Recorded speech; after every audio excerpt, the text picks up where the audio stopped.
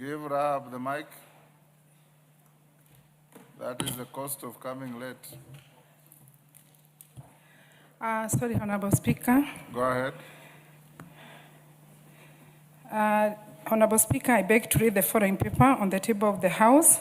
Today, thus 26th February 2026. Report of the Kenya delegation to the sitting of the permanent committees and related meetings of the Pan-African Parliament held in Midrand, South Africa from 17th September to 5th October 2025. Thank you, Honorable Speaker. Thank you. Next order.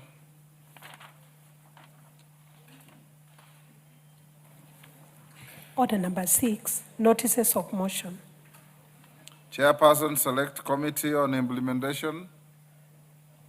Wanjala. Mayaka, are you standing up for that? No. You know, when the speaker calls out and you immediately stand up, the impression you create is that's what you are standing up for. Member for Nyeri County, Rahab. Thank you, Honorable Speaker.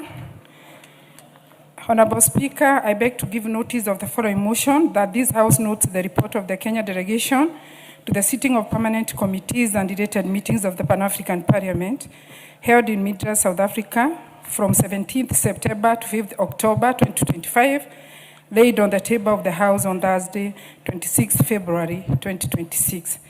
I beg to read. Thank you, Honorable Speaker. You have another one?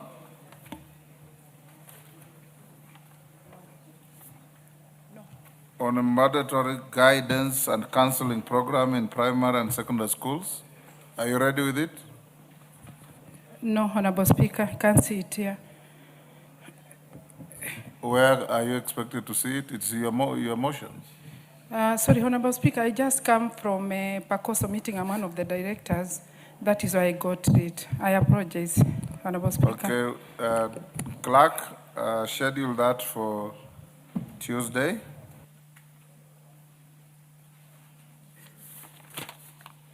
Chairperson, Public Investments Committee on Governance and Education. Absent. And before we go to the next order, members, allow me to acknowledge in the Speaker's gallery Dama Crest School from Kikuyu Constituency in Kiambu. I believe that is the constituency of the majority leader who is not here. On behalf of the House and on my own behalf, I welcome the students, their teachers, and those accompanying them to the House of Parliament. In the public gallery, I wish to acknowledge the presence of a delegation of 17 Mau Mau veterans from Meru County,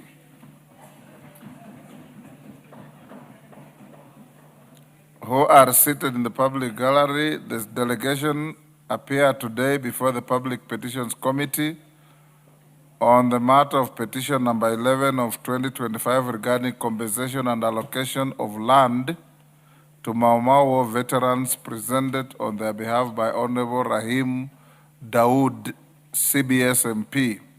On my behalf and on behalf of the House, we welcome the veterans to the House. And Rahim has requested to be given 1 minute to gloat in the invitation. Thank you, Mr. Speaker. Mr. Speaker, it is great for them to come here to Parliament. This is the first time.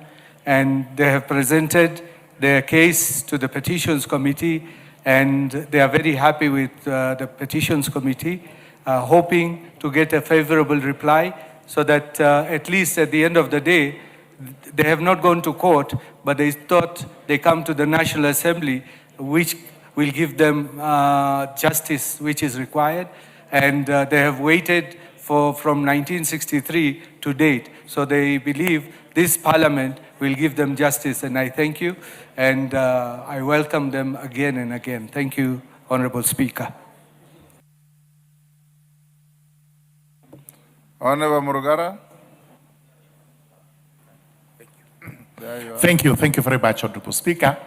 Well, Speaker, allow me also to thank the Mau Mau veterans from Meru County who have actually paid a courtesy visit to the House so that they are able to know exactly how their plight is going to be addressed by this House. I wish to assure them that the petition is in the safe hands of the Public Petitions Committee chaired by Honorable Karemba, who has taken it up very well, and I'm sure very soon, they will be having their outcome. Tharaka neighbors Meru in Tharaka Nithi, and therefore those are actually my brothers and sisters, and I'm happy to tell them karibu sana. Thank you very much. Thank you. Clerk, go back to order number order number 5, Wamboka. Chairperson, Public Investments Committee.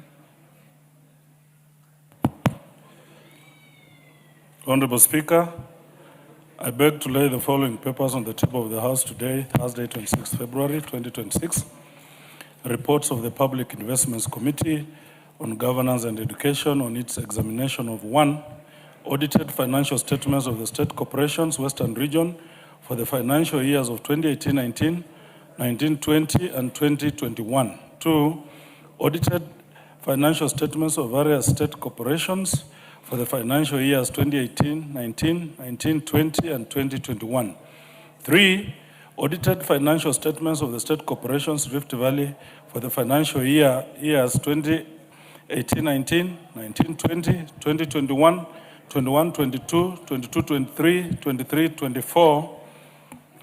And finally, Honorable Speaker, audited financial statements of Egerton University for the financial years 2018-19, 2019-20, 2020-21, 2021-22, 2022-23, and 2023-24, Honorable Speaker. Thank you. At order number 6, Wamboka Tena.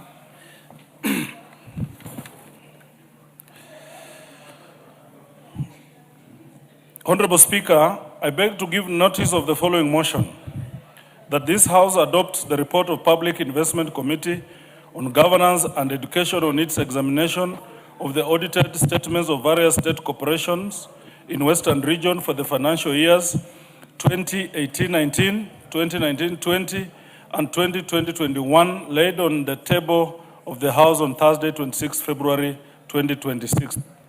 Next.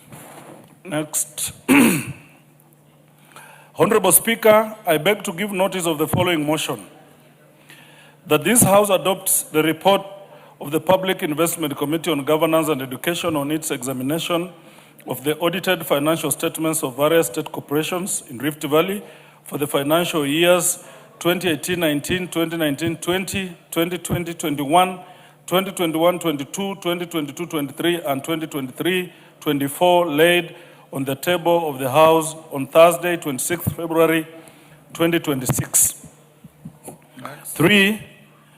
Honorable Speaker, I beg to give notice of the following motion, that this House adopts the report of the Public Investment Committee on Governance and Education on its examination of the audited financial statements of Egerton University for the financial year 2018-19 to 2023-24, laid on the table of the House on Thursday, 26 February 2026. Honorable Speaker. Next.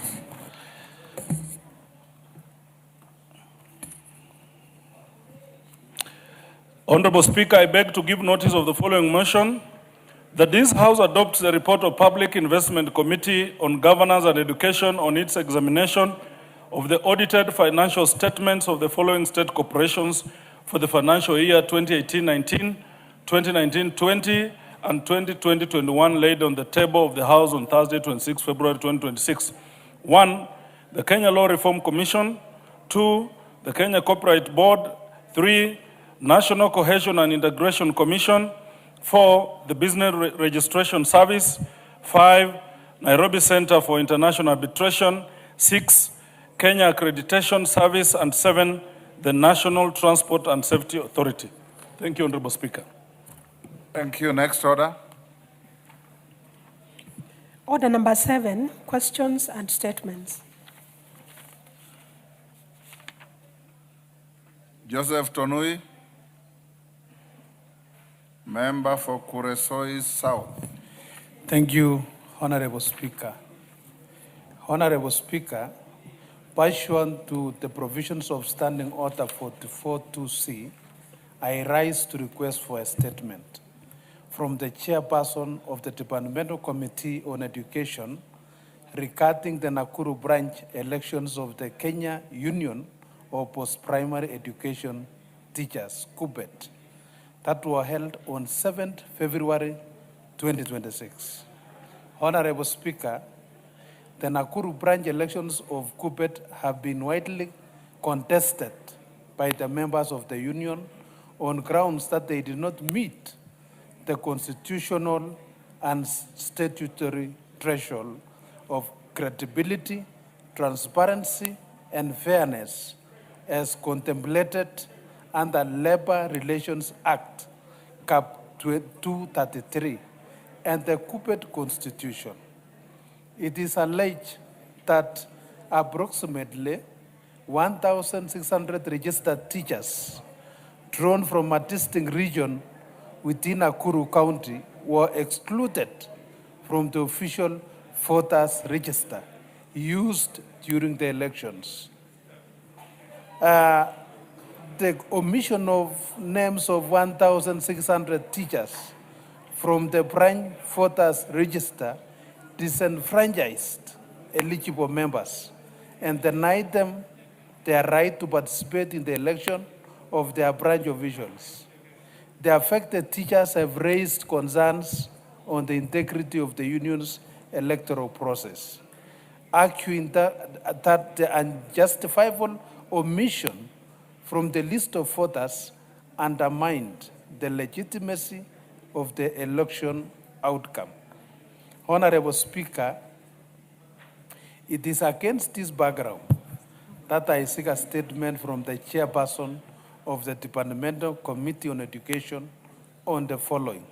1, the circumstances under which our whole region within Nakuru County was omitted from the voters register during the KUPPET Nakuru branch election held on 7th February 2026. Number 2, the measures taken to investigate the alleged irregularities, particularly the exclusion of over 1,600 members, and to determine the validity of the election outcome, including the nullification of the election, so as to allow the 1,600 members excluded from voting to exercise their rights. And number 3, the steps taken to safeguard members' rights, ensure inclusivity and non-discrimination of any region or community, and guarantee equitable representation in the electoral process in accordance with the KUPPET Constitution and applicable laws. I thank you, Honorable Speaker. Chair Education. Yes, Mboko Milemba, you want to joyride? Go ahead. Thank you, Honorable Speaker, and let me thank Honorable Tonui for raising that matter. And indeed, it's a matter that is also before us as a union, and also, Honorable Speaker, is before court, both in Nairobi and 2 cases in Nakuru. And above all, the fact that there are many teachers who are on something called agency fee, which is usually charged at 2% for those who have not fully joined the union but are part of the CBA benefits. But more importantly is what Honorable Tonui has said, that 1,000 over teachers may not have been in the register, but the real total, Honorable Speaker, countrywide is 26,000. So we shall be asking the Teacher Service Commission to expedite so that all the 26,000 teachers join the union now that we no longer use the forms. And we really depend on the computerized system between the teacher logging in and the teacher service system to also log in order to accept. So we are looking forward to have the entire 26,000, those who are on agency fee, actually join the union. Therefore, I want to thank Honorable Tonui and also thank all the members of parliament who have supported the teachers who are seeking electoral positions within not only KUPPET but also the other unions countrywide. Thank you, Honorable Speaker. Chair Education, any member from Education Committee? Yes, Barto and Mwale, bring a response when we resume after recess. That is in another 2 weeks, 2-3 weeks. Irene Mayaka. Thank you, Honorable Speaker. Honorable Speaker, I wish to request for a statement regarding potential increase in prices of essential hygiene products. Honorable Speaker, pursuant to the provisions of Standing Order 44.2c, I rise to request for a statement from the Chairperson of the Departmental Committee on Environment, Forestry and Mining regarding the potential increase of prices of essential hygiene products following the gazettement of the Sustainable Waste Management Extended Producer Responsibility Amendment Number 2, Regulations of 2025. Honorable Speaker, the Ministry of Environment, Climate Change and Forestry recently gazetted the Sustainable Waste Management Extended Producer Responsibility Amendment Number 2 Regulations, published as Legal Notice Number 62 of 2025. The regulations impose obligations on producers and importers to take responsibility for the environmental impact of the products and packaging they introduced into the Kenyan market. While the intention is environmental sustainability and waste reduction, there have been concerns raised that this additional compliance cost could lead to an increase of up to 20% in the retail prices of essential hygiene products such as diapers, sanitary towels, and detergents, and the costs associated with compliance may be transferred to the consumers. These products are basic necessities that directly affect welfare, public health, and human dignity.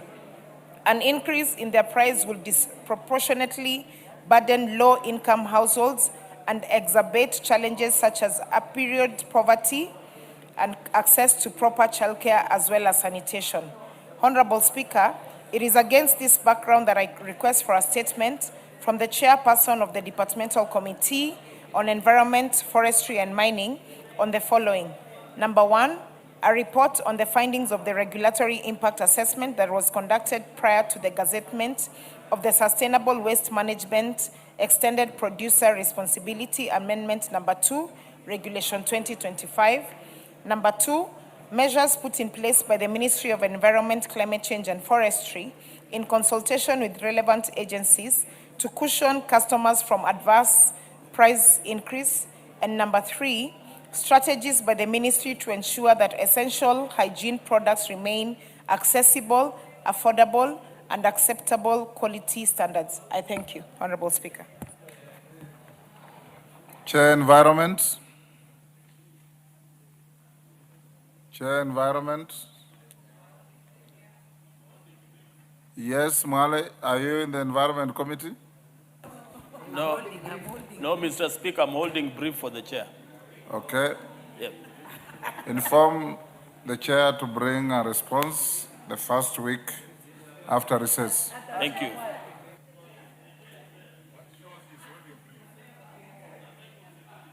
The next statement by the member for Rabai, he has sent a written request to the Speaker to request for the statement to be deferred to Wednesday next week, and it's so ordered. Mashua Waithaka, member for Kiambu. Thank you, Honorable Speaker. Pursuant to the provisions of Standing Order 44.2c, I wish to request for a statement from the Chairperson of the Departmental Committee on Lands regarding erroneous classification of 2 parcels of land belonging to Mr. Stephen Shege as illegal alienated government land. Honorable Speaker, on 17th July 2017, the National Land Commission, NLC, with Kenya Gazette Volume CX 1X number 97, listed several parcels of land as illegal alienated government land and ordered that their titles be revoked. Among them were 2 parcels of land in Kiambu County, land with house block 2/80 and land with house block 2/81 belonging to Mr. Stephen Shege of ID number 0XXX05, which he legally acquired in 2006 and 2007 respectively. Since then, he has constantly remitted required land rates to Kiambu County government without any dispute or challenge over the legitimacy of his ownership, which evidence rightfully ownership. The arbitrary revocation of these title deeds by NLC amounts to deprivation of the property by the government, which violates the provisions of Article 40 of the Constitution. Despite numerous appeals to the National Land Commission to rectify this error, no corrective action has been taken. The situation raises serious concerns regarding fairness and reliability of land administration processes in the country. Honorable Speaker, it's against this background that I request for a statement from the chairperson of the Departmental Committee on Lands on the following. 1, the reasons for the cancellation of title deeds number block 2/80 and number block 2/81 in Kiambu County belonging to Mr. Stephen Shege with the Gazette Notice 6864 of 17 July 2017, despite his lawful acquisition and payment of land rates to the government. 2, report on the status of revocation of the erroneous Gazette Notice to restore the land ownership rights to Mr. Stephen Shege. And 3, the specific implementation timelines when the National Land Commission will resolve the error, including reassurance of valid title deeds to Mr. Stephen Shege. Thank you, Honorable Speaker. Thank you, Mashua. Chair Lands.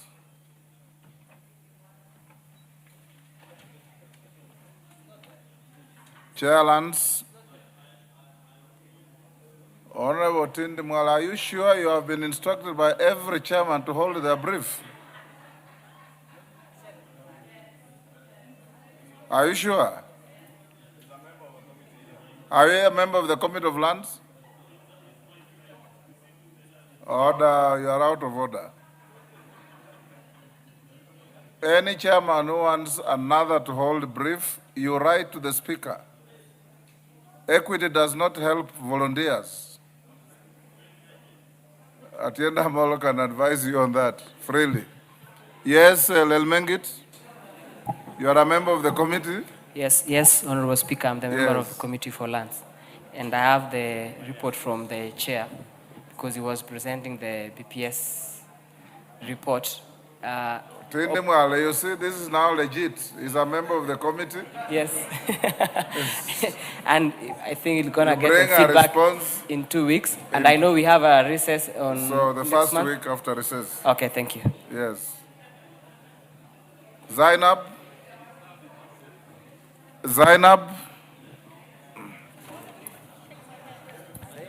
Yes.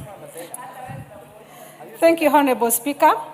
Honorable Speaker, pursuant to the provision of Standing Order 43, I rise to make a general statement regarding the unfortunate ethnic profile of Honorable Zahir Jenda MP by the impeached Deputy President. Honorable Speaker, in the strongest terms possible, I condemn the reckless, divisive, and unconstitutional remarks made by former impeached Deputy President Rigathigachagua on the 23rd February 2026 during the United Opposition rally at Gusii Stadium, Kisii County, where he subjected the member for Nyaribari Chache, Honorable Zahir Jenda MP, to ethnic profiling and public vilification. Such conduct is not only nefarious and legally indefensible, but also politically dangerous, and it has no place whatsoever in a constitutional democracy founded on equality, dignity, and the rule of law. Honorable Speaker, ethnic profiling is not free speech, but a toxic abuse of influence. It revives the darkest chapters of our history, normalizes prejudice, and places innocent citizens at risk by reducing them to stereotypes rather than recognizing them as rights-bearing Kenyans. For the record of this House, no leader is entitled to incite suspicion, hostility, or fear against any community or individual. Honorable Speaker, Article 27 of our Constitution guarantees equality before the law and freedom from discrimination. Any attempt to weaponize ethnicity for political relevance is an affront to constitutionalism and an insult to the intelligence and cohesion of Kenyan people. This House must reaffirm that ethnic baiting will be confronted, condemned, and isolated regardless of who utters it.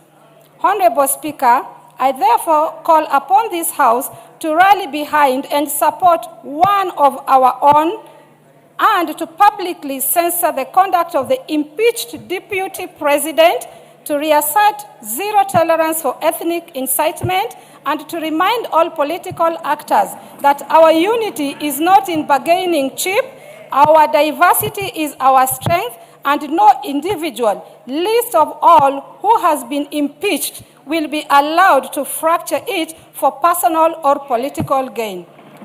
Honorable Speaker, I am more concerned because even me, I am a minority where I come from. And for that reason, I believe the next rally, I'll be one of the targeted members of parliament that you the finished impeached president... presenting your statement. You don't debate your statement. Rahim? Yeah, Rahim has gotten the first opportunity. You will be the next. Nashukuru Bwana Spika, na naunga mkono vile dada yangu Fatuma amesema. Mheshimiwa Spika, tukiwa tunachaguliwa, mimi hasa nikiwa nimechaguliwa mara 4 nikiwa councillor na nimechaguliwa mara 3 nikiwa mjumbe, kwani watu wangu hawakujua rangi yangu ama vile niko wakinichagua. Sasa kwa mtu kuenda kusema kwamba msichague mtu akiwa rangi tofauti ama akiwa kabila tofauti, haonekani kama sisi, anatuweka vibaya sana. Kwanza mwaka uliopita akiwa hapo kwetu Gakoromone alitaja kwamba msiende kukunywa chai kwa huyu mkubwa moja aliuziwa hoteli na Rahim Muhindi. Mheshimiwa Spika, huyu mtu hastahili kukuwa kiongozi. Kuitwa hata kiongozi ni aibu ama ni matusi. Shauri akiwa anaweza kusema kwamba mtu asichaguliwe akiwa na haki ya kuchaguliwa, kwani tuna vikwazo kwa nchi yetu kwamba mtu hawezi. Mimi nikitaka kusimama mali yoyote na kubaliwa. Vile vile Obama aliweza kuchaguliwa kule Amerika. Sunak alikuwa prime minister kule Uingereza, na hata kulikuwa na prime minister wa Grenada alikuwa ni Muhindi, sio mtu mwingine, ni Muhindi. So na juzi Mheshimiwa Spika, Meya wa New York ni Muhindi, ametoka Kenya na Uganda hapo. Sasa tutasema kwamba Wahindi wasichaguliwe, kwani wananchi wale wanatuchagua hawajui sisi kabila yetu ama rangi yetu ama kama ni mtu ni Muislamu ama ni Mkristo. Kwangu Mheshimiwa Spika, 96% ama 86% ni Wakristo. Mimi nikiwa Muislamu nimechaguliwa na Wakristo. Sasa kesho atasema hata Muislamu asichaguliwe mahali chochote, waende Northeastern ama waende Coast. Mheshimiwa Spika, mambo kama hiyo haistahili kwa nchi yetu. Tumeenda mbele na hii mambo inataka kukashifiwa kabisa. Mtu huyu anatafuta uongozi ya Kenya akiwa nani? Mheshimiwa Spika, tunalalamika sana hapo. Asante Mheshimiwa Spika. Thank you, Mr. Speaker. Mr. Speaker, I want to join hands with Honorable Fatuma and Honorable Dawood and other members in actually expressing outrage and concern when people use race, ethnicity, or religion, or gender to exclude others or demean others. It is against the law of Kenya, and especially when it's ethnic or racial, it goes against the National Cohesion and Integration Act. And I would want to call that commission to take immediate action and summon the former deputy president to respond to that issue. Because we can disagree politically, but in disagreeing politically doesn't mean that we must discriminate against other people. The country right now is getting, there's a lot of political temperature that is rising. And Mr. Speaker, minorities are the ones that get to suffer in this instance. Only yesterday, Mr. Speaker, a gentleman in Siaya called Makamu said things that even me in my mental state I can't repeat in this house over Catherine Omanyo. And he's supposed to be the same side of Honorable Catherine Omanyo. When we normalize terrible things about other people, then it means we can use your gender, your tribe, your race against you. And we will not allow, me as a minority, as a Suba, I'm both half Suba, half Luo, but my father is a Suba, so I'm a minority. I will not allow when you start using minority or misusing minority communities. And as a woman, we will not allow you to sexualize women and use sex as a tool against women. So I want to urge my party, ODM, please stop using Makabu to demean women and to bring women down. Whether you agree with a woman or not, you cannot sexualize women. We will not allow such things. Thank you, Mr. Speaker. Thank you, Mr. Speaker. Mr. Speaker, I want to associate very strongly with those sentiments. There's freedom of expression in this country, but the Constitution is clear that that freedom does not allow you to profile people racially, ethnically, or sexually. This particular gentleman, Mr. Speaker, started from an ethnic profiling perspective. And one of the reasons we debated in this House and impeached him was because of ethnic profiling. Now he has gone to the level of racial profiling. We are a country that is tolerant of all races, of all ethnicities. We are proud that as a country, the Honorable Rahim is serving several terms all the way from Meru. We are happy that the Honorable Shakil Shabir is serving several terms all the way from Kisumu. There is absolutely nothing wrong with anyone being elected anywhere. We should not and we cannot allow people in the name of campaigning to bring ethnic, racial profiling and even sexual profiling. Mr. Speaker, I want to say that it is completely worrying that as we are going every day that I listen to people in rallies, in funerals, the level of toxic utterances are increasing. And if we go with this trajectory, we might not even get to the elections. The violence is increasing, the violent language is increasing, and the NCIC is completely quiet. I want to urge that the NCIC, whose commissioners we approve here, must now spring to action.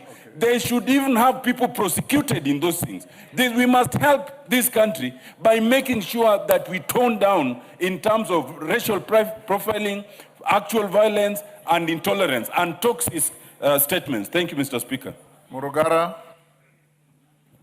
Thank you very much, Honorable Speaker. Honorable Speaker, to say the least, what was stated in Kesi by the impeached Deputy President is impeccable. It is extremely despicable. It is despicable that we must frown against as a house and as a country, because today every leader is actually called upon to speak about the unity of the country, bring together the different communities and ethnicities into one country so that we speak in one voice. But it does appear that there is a dispensation, a political dispensation that is geared towards dividing the country along tribal or ethnic lines.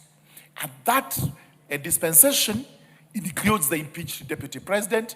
And recently, it's good to tell this House, there was debate in the media when one of them from Meru County singled out a minority community called the Tharaka, which is a sub-community of the larger Meru community, because Meru community is made up of different sub-ethnic communities, to say that they are not Merus, purely because he felt he had been disadvantaged or he wasn't happy with where the leadership had come from, and I give notice to him. Because at one time, I remember, this house saved him from the hands of Honorable Wamboka, when he had actually done atrocities to the people by doing things that we should not have condoned, but purely because of possibly political inclination. The man was saved. Now he goes around trying to divide the country into political lines, or the Tharaka, not the Meru, and I give him notice. I'll be bringing a motion of censure against him. And number two, I've called upon NCIC also to indict him together with the impeached deputy president, so that they appear before that commission to explain their utterances. Mr. Speaker, let us frown against such kind of language, such kind of ethnic balkanization, such kind of ill speech, which brings hatred, division, and discontent in our country. I do agree with Honorable Madam Zaina, who has brought that particular motion, and we should actually move towards discussing that and also discussing the Honorable Linturi, who is the person I'm making reference to. Thank you. Shabil Shakir. Thank you, Mr. Speaker, sir. Mr. Speaker, I don't know what logic the former Deputy President Rigiji has. When we say that he's a tribalist, we have seen not only that he's a tribalist, but he's a racialist par excellence. Mr. Speaker, sir, I am by color an Asian. He calls Mwindi. By my blood and everything else, I am Luo. 200,000 people have voted in Kisumu East, and they voted me now 4 terms. And Mr. Speaker, sir, they're asking me to be 5 term, and I will stand. And I want Rigiji to come and campaign against me. I challenge him to come to Kisumu East and campaign against me. We cannot accept to be disrespected. The people of Kisumu East cannot be disrespected. Because they voted for me, they cannot be disrespected. He's thinking that they have no word of their own. He's thinking that they are idiots. He's giving them very many names and is dishonoring them. I will not allow them to be dishonored. I have the honor, and they have given me the great respect now for 2 terms as the mayor and 4 terms as a member of parliament. No leader, Mr. Speaker, even Excellency, former late President Moi, President Kibaki the late, President Uhuru, President Ruto, none of them have ever questioned my origin and the origin of my brother who is here. We are here as Kenyans first. I am here standing for the Luo community, not the Indian community. And I will want Rigiji to come and apologize, because my brother Jihanda, I know him a long time. If the Kisis have voted for him, he doesn't like it, tough luck. Arudi yuko kwake, atafute muhindi ingine, aende kutukana. But me, I am putting it today on record, sir. The only thing that defines me as a Muindi is my color. Everything else about me, Mr. Speaker, is Luo. I am born Luo. I will die Luo. I will be used. The funeral procession will be Luo. My wife is also an African lady, and she is your niece, yes. Speaker. Yes. She's a Bukusu. She's a niece. And I the other day, we had people, this is not only Rigiji, there are other people also who are now breaking ODM and using names like that. Mr. Speaker, sir, I have never in my life heard any of the presidents, and even Baba, he has never questioned the color of my skin. And we are Kenyans, first and last. And I have said this, and we will die with you in Kenya. I will be with you until our final rights are written. So, Rigi ji, you are out of order. You are a racialist, and I think that you will hear what is going to come to you from that point of view. Thank you. And I ask the Luos to vote against him. I confirm that this MP is married to my niece, and he had quadruplets with her. Ngelechei.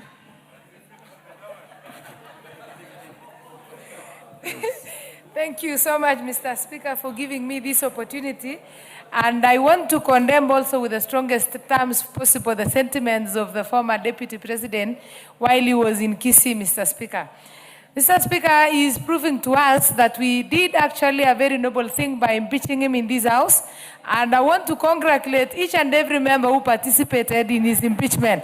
And if there is a motion that can be brought again to be impeached again, I don't know how, please bring it again, Mheshimiwa, and we are going to impeach him. Mr. Speaker, this guy has been masquerading and going around inciting people against other ethnicities, Mr. Speaker. Let me speak about a week ago when he went to Kalenjin radio station and incited the listeners against all the members of this House, saying that you elected members of parliament who doesn't know anything and they don't represent you in whatever way. Mr. Speaker, he went ahead to say that the president is antagonizing the Kalenjin community, while the leaders elected in this House are not talking about anything of development in the Rift Valley, Mr. Speaker. Mr. Speaker, as he was speaking, the Mount Summit Rironi Road, that he told the people of Rift Valley that nothing is happening, is ongoing. And Mr. Speaker, I want to confirm that all the projects that the President promised the people of Rift Valley are ongoing. And he has no moral authority, Mr. Speaker, to speak on our behalf. Because even when he was sitting Deputy President, all he could speak about or all he could talk about is about shares. And he used to antagonize so many people about their shares. I remember the member from Mavoko one day, he went to see him over the squatters in Mavoko, and he told him, please, give me some piece of land so that these people can be resettled. He told him, you never voted for the president, so go and look for Kalonzo Musyoka to allocate land to the squatters. And the member of parliament was wondering, because Kalonzo Musyoka is not elected member in this parliament. And at times also look at Kalonzo Musyoka walking around with him, and I pity my brother Kalonzo Musyoka, because the other day he was telling the campus that they don't have share in this government, and this other time they are working together. Lastly, Mr. Speaker, I want to confirm that I am a very close friend to Zahir Janda. I know his ID number. He is a Kenyan. Zahir Janda is a Kenyan. I can confirm, and Mr. Speaker knows because he's our friend too. No, it doesn't matter how close we are, but Zahir Janda is a Kenyan, and he's a member of parliament in Kisii, and he is not an Indian. It is very wrong. Even the Indians who are in Kenya anyway, they are Kenyans. They are either Kenyans by naturalization, by birth, others acquire the citizenship, and everybody has a right to live in Kenya. Let me confirm that I want to support Mheshimiwa Amina, that Fatuma Sore, that the former deputy president is a very useless guy, and he should even be if there is a way that he can be stopped from inciting people, and there is a commission that is toothless, the NCIC commission. That commission should even be disbanded, because if it cannot handle one person, Mr. Speaker, what else? How can they justify that they are working in this country? Thank you. Dick Maungu.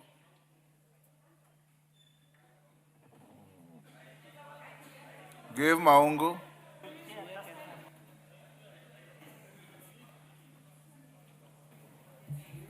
There is a microphone next to you there. Thank you, Mr. Speaker, for the opportunity. Mr. Speaker, I rise to join my colleagues in condemning the unfortunate words that came from somebody who calls himself a leader. Mr. Speaker, not long ago, this House impeached this very person. And one of the reasons, Mr. Speaker, why I actually stood to participate in impeachment was because he made me appear not to be a shauri in this country, Mr. Speaker. But one thing that I keep asking, Mr. Speaker, is that when this gentleman was serving as the Deputy President, he was decorated with a very good badge of EGH. Mr. Speaker, the person that talks the same cannot continue bearing the title EGH in this country. Mr. Speaker, that title EGH was given to him as a Deputy President. And therefore say, Mr. Speaker, it's high time that title should be revoked because he does not bear any kind of semblance to any kind of honor that goes to that name, Mr. Speaker. And Mr. Speaker, I come from Western Kenya. We have very many communities that live in that area, Mr. Speaker. We speak unity, we speak love, we speak cohesiveness, Mr. Speaker. Someone cannot purport to speak for this country when you isolate people. My good sister here has talked about Honorable Zahir, Mr. Speaker. It is very wrong. Zahir was elected by members who knew and had confidence in him, Mr. Speaker. And therefore I stand together with my colleagues to condemn those very words and say that the former Deputy President should actually be ashamed, and anyone who purports to support him should equally be ashamed. Thank you. Ichungwa. Asante Mheshimiwa Spika, na kwanza nipe nafasi ni wakaribishe wanafunzi kutoka shule ya Dama Crest kutoka huko Kikuyu kwetu. Na hii ni baadhi ya shule za kibinafsi ambazo hufanya vizuri sana kwa mitihani ya kitaifa. Na wanafunzi ambao wana nidhamu hali ya juu, hata ukiwaangalia mahali walipoketi, unaona sio tu wasafi lakini pia wako na nidhamu sana. Niwapongeze na niwakaribishe kwa bunge la kitaifa. La pili, Mheshimiwa Spika, nikubalie nijiunge na Mheshimiwa Fatuma, mbunge wa Migori, kukashifu matamshi sio tu ya ukabila lakini pia ambayo yana ubaguzi wa kirangi. Na nataka nijiunge na wabunge wengine wote ambao wamekashifu haya matamshi dhidi ya mmoja wetu, na sio tu dhidi ya mmoja wetu, mbunge Zahir. Sababu kama vile Mheshimiwa Shabira amesema, yeye ako na asili ya bara la Hindi lakini ni Mjaluo na ameoa Mbukusu. Watoto wake ni Wabukusu na Wajaluo nusu na labda pia wako na asili ya Kihindi kidogo. Lakini Mheshimiwa Zahir, mimi namjua vizuri na huwa ananena lugha ya Kikisii ama Kibagusii kikamilifu. Lugha ambaye yule mkabila na yule mbaguzi wa kirangi aliyekuwa anamtusi huko Kisii hawezi nena hata neno moja. Na huyu mtu, Mheshimiwa Spika, alianza na ubaguzi wa kikabila, akaenda kwa ubaguzi wa sehemu ambazo watu hutoka. Sasa ameenda kwa ubaguzi wa kirangi. Huyu mkabila ni adui wa Wakenya wote. Na wakati napomsikiza Mheshimiwa Rais akisema ya kuwa hawa watu mahali popote wanapoenda hawana sera, hawana agenda, hawana mpango wowote, na Wakenya wanakubaliana na yeye ya kuwa hata akili hawana, huyo amedhihirisha ya kweli hana akili ya kuwaunganisha Wakenya. Akili zake ni za kuleta ukabila, ubaguzi wa kirangi na migawanyiko kati ya Wakenya. Na nataka niulize Mheshimiwa Spika, uamuru kutoka kwa kiti chako kama spika wetu ya kuwa tume ya kitaifa ya uwiano na maridhiano NCIC ni lazima wachukue majukumu yao ya kikatiba vizuri, na wahakikisha ya kuwa mtu kama huyu ambaye anachochea uhasama kati ya Wakenya amechukuliwa hatua za kisheria. Najua hayo ndio anataka kusikia, amepewa summons na tume hii ya uwiano na maridhiano, ama ameitwa record statement ili aanze kulialia sasa nafukuzwa sijui nakimbizwa. Lakini hatuwezi kubali, na nakubaliana na Mheshimiwa Otiende Amolo amesema ukiangalia ghasia ama fujo ambazo zinawafuata kila mahali waendako ni ishara dhahiri ya kuwa wao wenyewe wanajipangia fujo. Niliona juzi mwingine anasema zima hiyo kitu sijui kama nini, sijui kama bangi, sijui iliitwa nini. Mimi sijui vuta bangi Bwana Spika, kwa hivyo sijui hayo matamshi ya bangi.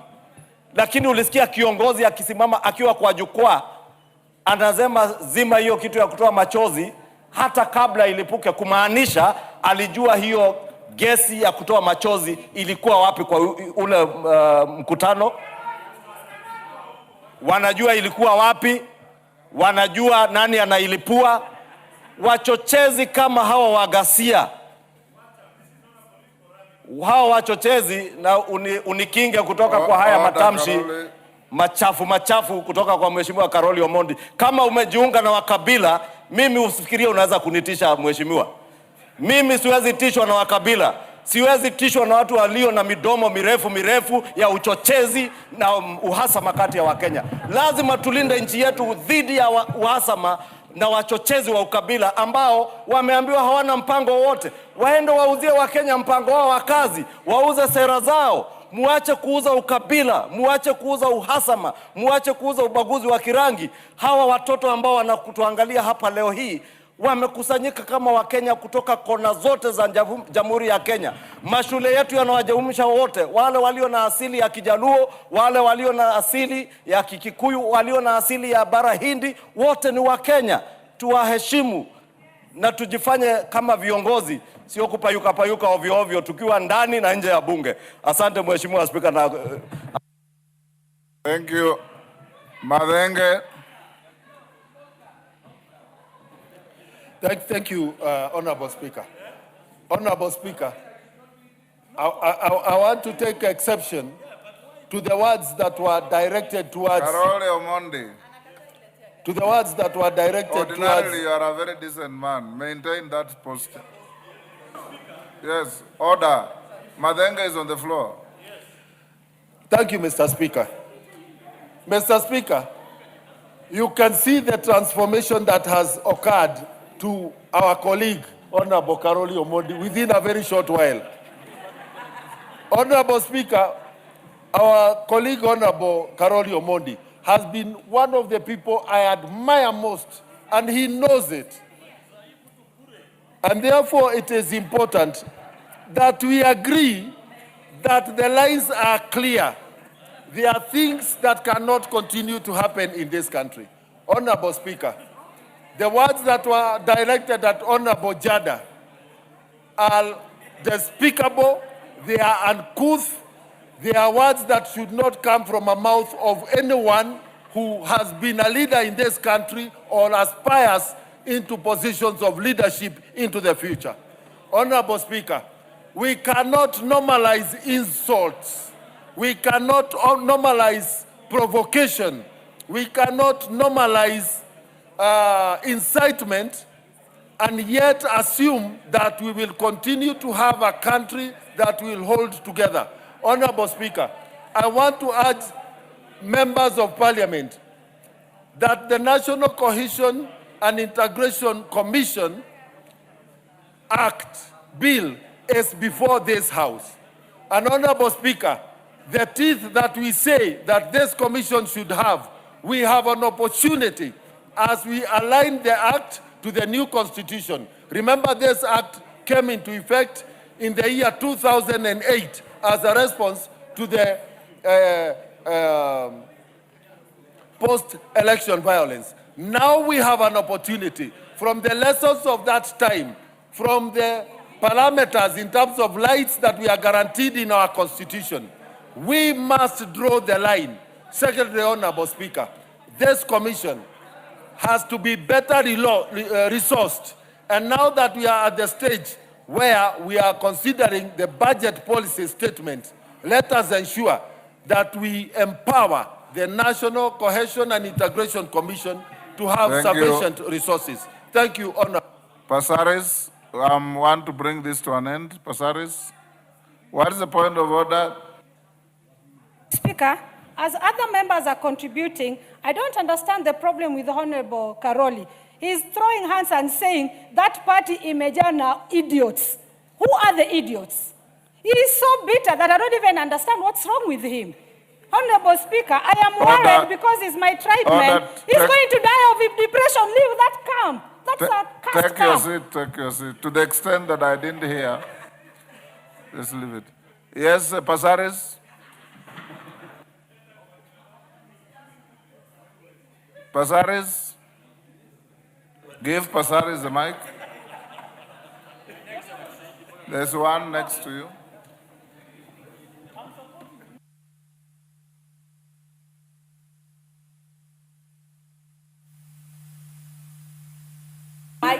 Fanny? Inafanya sasa. Okay, sorry. Honorable Speaker, I thank you.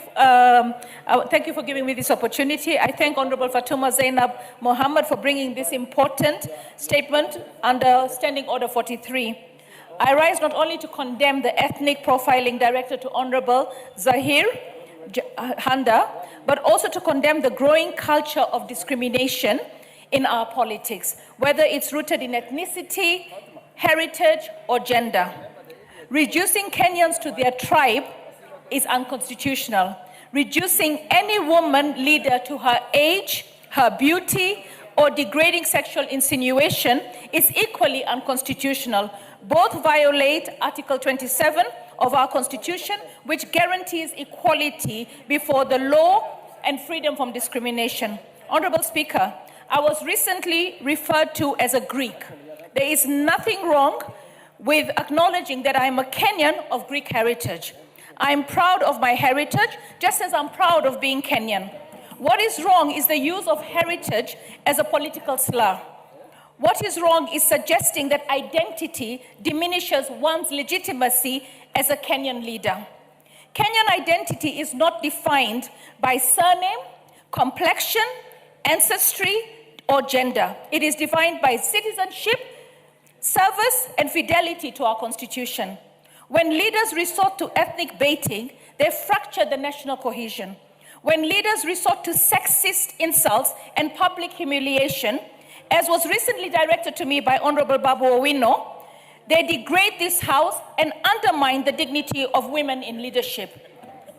The remarks made by the former Deputy President Rigathigachagua against Honorable Zahid Handa must be condemned.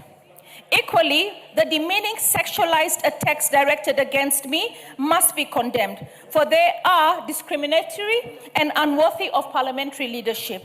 We cannot defend unity, tolerating ethnic profiling, while we cannot defend equality while normalizing misogyny.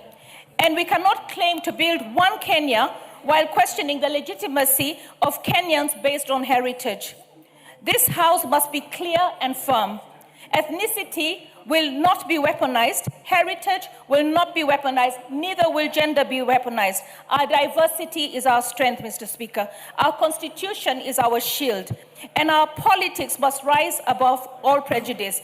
Mr. Speaker, I also want to say that Kenyans need to understand that the Asian community, because I'm always referred to as Muhindi, the Asian community is tribe number 44 amongst our tribes. And being black does not define you as a Kenyan. What defines you as a Kenyan is your identity associated with our Constitution, whether it's by birth, by naturalization, by marriage, whichever way. So long as you are a Kenyan with an identity, with a birth certificate, with a passport acknowledged by the state, it does not matter what your color is, it does not matter what your religion is, it does not matter what your sex is. What matters is that you're Kenyan. We are one Kenya, one people. Thank you, Mr. Speaker. Thank you. I think we can end here on this. Honorable members, indeed, the outrageous remarks that captured all media houses' order are very unfortunate. And I want to encourage leaders in this country. We have a history. Parklands, as he then was elected, a distinguished lawyer called Satish Gautama, and he served in this house. Westlands elected Amin Walji. I served with him in this house. Langata elected Phil Pliki. He served in this house. He was even our cabinet minister. And so on and so forth. For anybody, any leader, to start profiling Kenyans on either tribal or ethnic lines is indeed unfortunate. And I want to encourage all of us here to be the defenders of Kenyans. Our Constitution says our diversity is our strength, and it must be so at all times. Whoever is looking for leadership, look for leadership in a distinguished manner, in a respectful manner, and this is the country we must have. I also listened to those outbursts, and what even annoyed Kenyans more is the cynical laughter that accompanied the profiling of Honorable Zahiri Janda. And to quote the former Deputy President said, nyinyi wa Kisii, nitawacheka kwa kuchagua Muhindi, and proceeded to laugh in a very disgusting manner. Let's not go that route. The Committee on National Cohesion, NCIC, Honorable Ichung'wah, you are the leader of government business in this house. Mudhama, senator as he then was, and a few other members, for just saying something against former President Uhuru, were locked up in Pangani for a full week. 6 of them. We used to visit them every day with the late Prime Minister. If NCIC is not working, disband it and have a new commission. A commission spending public resources with a duty to superintend over the protection of our diversity as our strength. I want to urge you, as the leader of government business in this house, to take up and report back what you want to do with NCIC. NCIC, as currently constituted, is not serving the purpose for which the Constitution defined it. So let's leave this matter here. The former Deputy President should indeed be ashamed of himself for saying such things, because if you want to lead this country, Indian community in this country is our 4th tribe. The Makonde became a tribe recently. The Shona, I don't know if we have made them a tribe yet. The Pemba in Mombasa, and all others. And we must champion. We know Obama has ancestry here. He became the President of America. Rishi Sunak, his parentage is from Kitale. He became Prime Minister of the UK. The leader of the Scottish Party is an Indian born in Arusha. And many others. We can count on and on. There's a Somali girl who is a congresswoman in the US. There is a girl from central Kenya who was a senator in Australia. And the mayor of New York was born in Uganda and expelled with his parents by Idi Amin to Kenya. He's now the mayor of New York, the biggest city in the world. And many, many others. We are very proud of our diaspora. We are very proud of our associations. What will Jack Wamboka say of Shakil Shabir, who is married from our village? And like I said, and he's reminded me as he walked out, that he's the first and only MP to have ever had quadruplets with a girl from my village. And so on and so on. Please, Kenyans and leaders in this house, don't spare any energy or opportunity to condemn this kind of behavior from any leader, regardless of who they are, where they are, what they do, where they do. Thank you. Yes, Tongo, you on the same? Nothing much, Speaker. You are the Right? chairman of the police. Yeah, what I'm saying, Yes. Speaker, Yes. you know you had mentioned and directed the leader of majority to really look the issue of the commissioners of NCIC.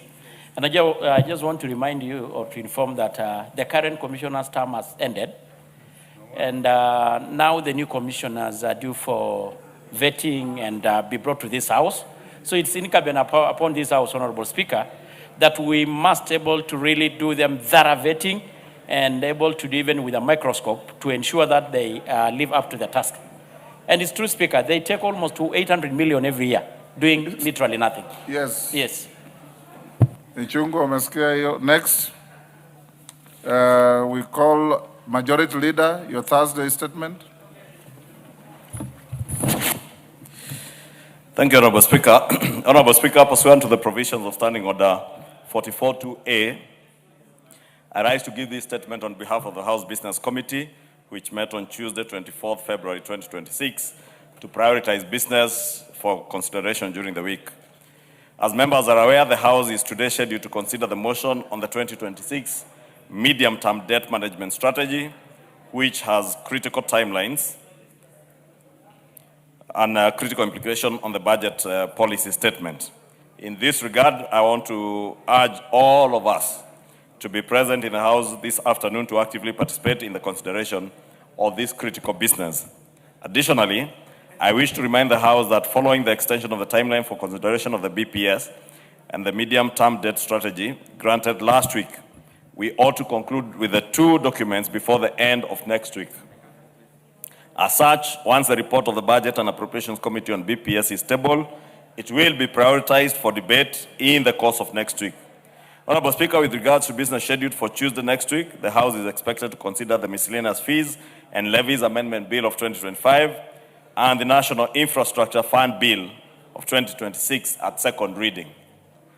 Additionally, Honorable Speaker, debate will be undertaken on the following motions, some of which are listed in today's order paper, should they not be concluded in the course of today. 1, consideration of the session of paper number 3 of 2025 on the partial divestiture of Safaricom PLC by the Government of Kenya.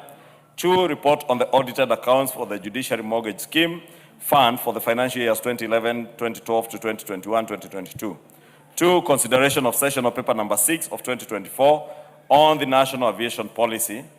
4, report on the audited accounts for the Commodities Fund for the financial years 2018-2019 to 2021-2022. And 5, ukaguzi kwa asasi zisizo uhuru kikamilifu za Jumuiya ya Afrika Mashariki na ushoroba wa kati katika Jamhuri ya Muungano wa Tanzania. Honorable Speaker, in accordance with the provision of Standing Order 42A5 and 6, on the appearance of Cabinet Secretaries on Wednesday afternoons, we had designated to have the Prime Cabinet Secretary and Cabinet Secretary for Foreign Diaspora Affairs on Wednesday, 4th March 2026, to update on the status of the report of the Interagency Technical Committee on the review of the designated hardship areas and payment of hardship allowance in the public sector. However, Honorable Speaker, this will have to be pushed the other week to allow us to conclude on the BPS, the medium-term debt strategy, and other priority government business that is lined up for next week. And therefore, we will push the appearance of the Prime Cabinet Secretary to Wednesday of the other week. That should be Wednesday of around the Wednesday of 11th March, not next Wednesday, as had earlier been scheduled. In conclusion, Honorable Speaker, the House Business Committee will reconvene again on Tuesday, 3rd March 2026 to schedule business for the rest of that week. I now wish to lay this statement on the table of the House. Thank you, Honorable Speaker. Next order. Order number 8, motion. 7th report on the audited accounts of the National Government Constituency Development Fund Board for the financial years 2016, 2017 to 2021, 2022. Question to be put. Members on their feet, take your seats. Honorable members, we will now put the question at order number 8, which is that this House adopts the 7th report of the Decentralized Funds Accounts Committee on its consideration of the audited accounts of the National Government Constituency Development Fund Board for the financial years 2016, 2017, 2017, 2018, 2018, 2019, 2019, 2020, 2020, 2021, and 2021, 2022 laid on the table of the House on Tuesday, 2nd December 2025. As members of that opinion say aye. Will those of the contrary opinion say nay? The ayes have it. Next. Order number 9, 8th report on the audited accounts of the National Government Affirmative Action Fund for the financial years 2016, 2017 to 2021, 2022. Question to be put. Members on their feet, take your seats. Honorable members, I now put the question at order number 9, which is that this House adopts the 8th report of the Decentralized Funds Accounts Committee on its consideration of the audited accounts of the National Government Affirmative Action Fund for the financial years 2016-2017, 2017-2018, 2018-2019, 2019-2020, 2020-2021, 2021-2022, laid on the table of the House on Tuesday, 2nd December 2025. As members of that opinion say aye. Aye. Will those of the contrary opinion say nay? The ayes have it. Next.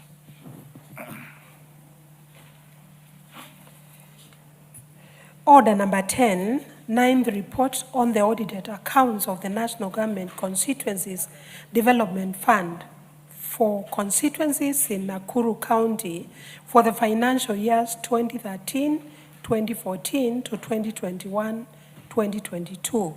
Question to be put. Members on their feet, take your seats.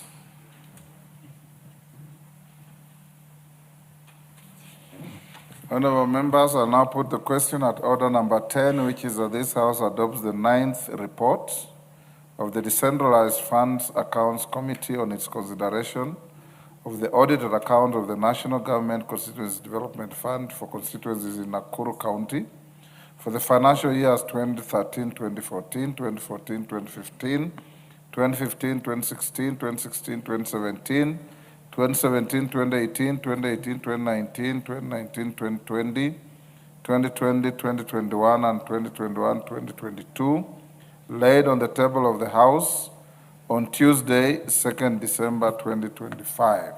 As members of that opinion say aye. Aye. With those of the contrary opinion say nay. The ayes have it. Next order. Order number 11, the Power of Mercy Bill, National Assembly Bills number 56 of 2025, first reading.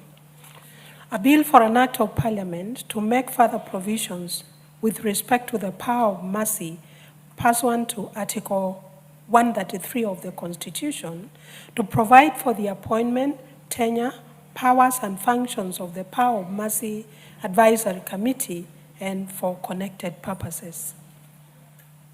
Next. Order number 12, motion.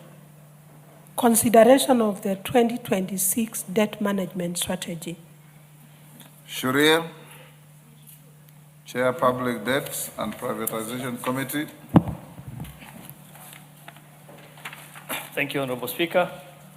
Honorable Speaker, I beg to move that this House adopts the report of the Public Debt and Privatization Committee on its consideration of the medium-term debt management strategy for the financial years 2026-2027 to 2028-2029, laid on the table of the House on Wednesday, February 2026, and pursuant to the provisions of Section 15.4 of the PFM Act 2012 and Standing Order 232A 7 and 8.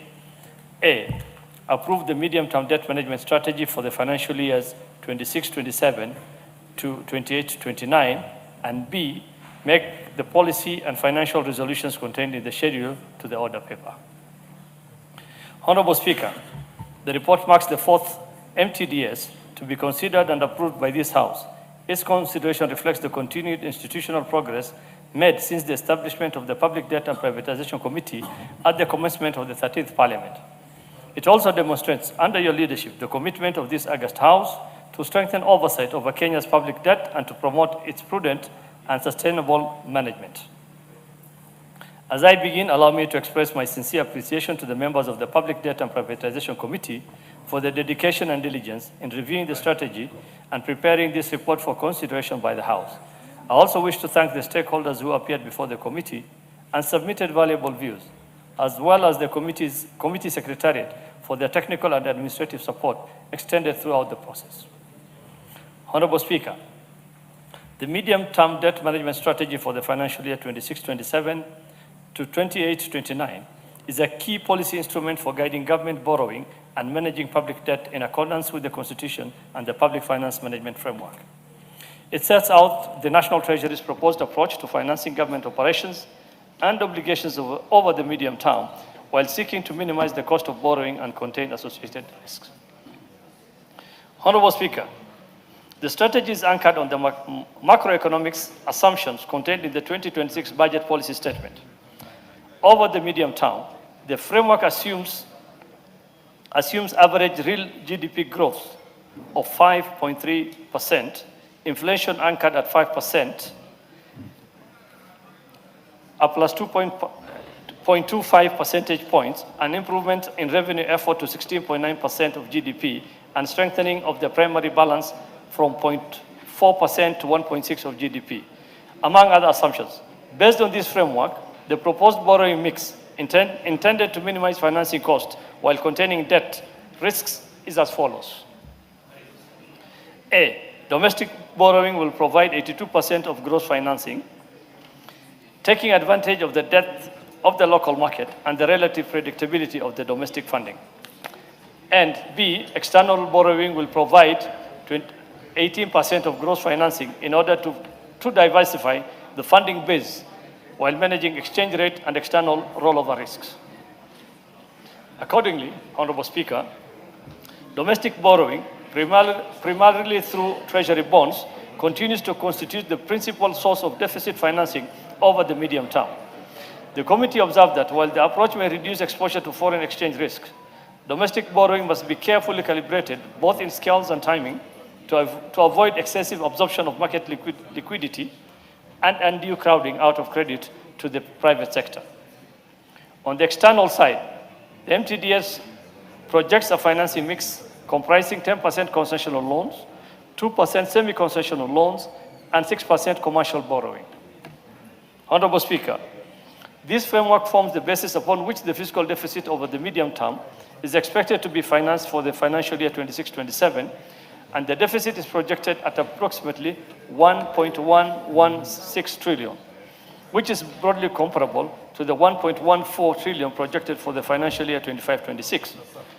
Although the deficit is expected to decline gradually over the medium term to about 833.7 billion, it will nonetheless remain substantial, averaging about Kenya shillings 928.9 billion by financial year 28-29.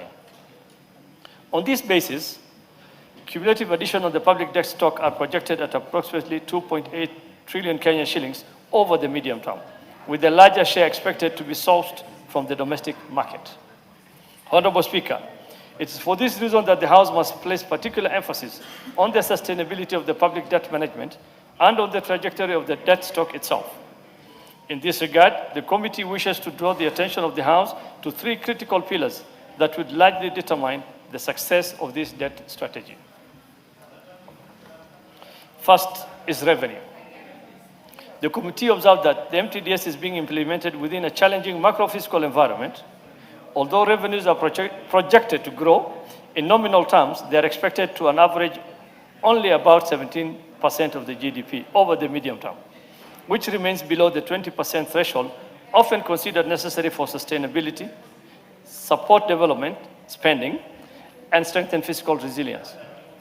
The committee is of the view that at a time when expenditure pressures are already severe, policy should avoid creating additional fiscal inflexibility on the revenue side. Honorable Speaker, to illustrate this point, the committee noted that appropriation in aid, which are projected to contribute an average of about 10% of the total revenues, are largely already earmarked to specific expenditures, thereby limiting their effectiveness in reducing the overall financial gap. In effect, they may not materially reduce borrowing needs and may instead increase the level of gross financing required.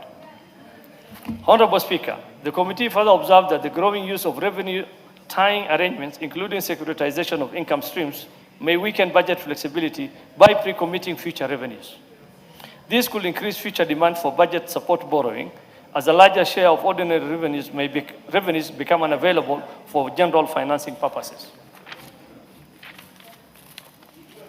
Second is expenditure. The committee noted that expenditures are projected to average around 22% of GDP over the medium term, with recurrent spending, driven in part by debt servicing obligations, continue to consume a substantial share of the budget. This leaves limited room for productive expenditure, particularly development spending, which remains constrained. Kenya has for several years remained around 5% of GDP growth path. Yet the national development aspiration is to progress towards 10% growth under Vision 2030. That ambition cannot be achieved without stronger investment in productive sectors of the economy. In the committee's view, development expenditure should not merely meet the statutory threshold of 30% of total expenditure, but should progressively rise towards levels that are more meaningful, support infrastructure, industrialization, competitiveness, and long-term growth. This is important because development expenditure is not only central to economic transformation, but also to building the country's future debt servicing and repayment capacity. Third, Honorable Speaker, fiscal consolidation and debt sustainability. With interest payments alone accounting for 41% of ordinary revenue, the committee observed that debt service obligations continue to tighten fiscal space, making it imperative for government to pursue credible fiscal consolidation, stronger revenue mobilization, tighter expenditure control, and sustained economic growth.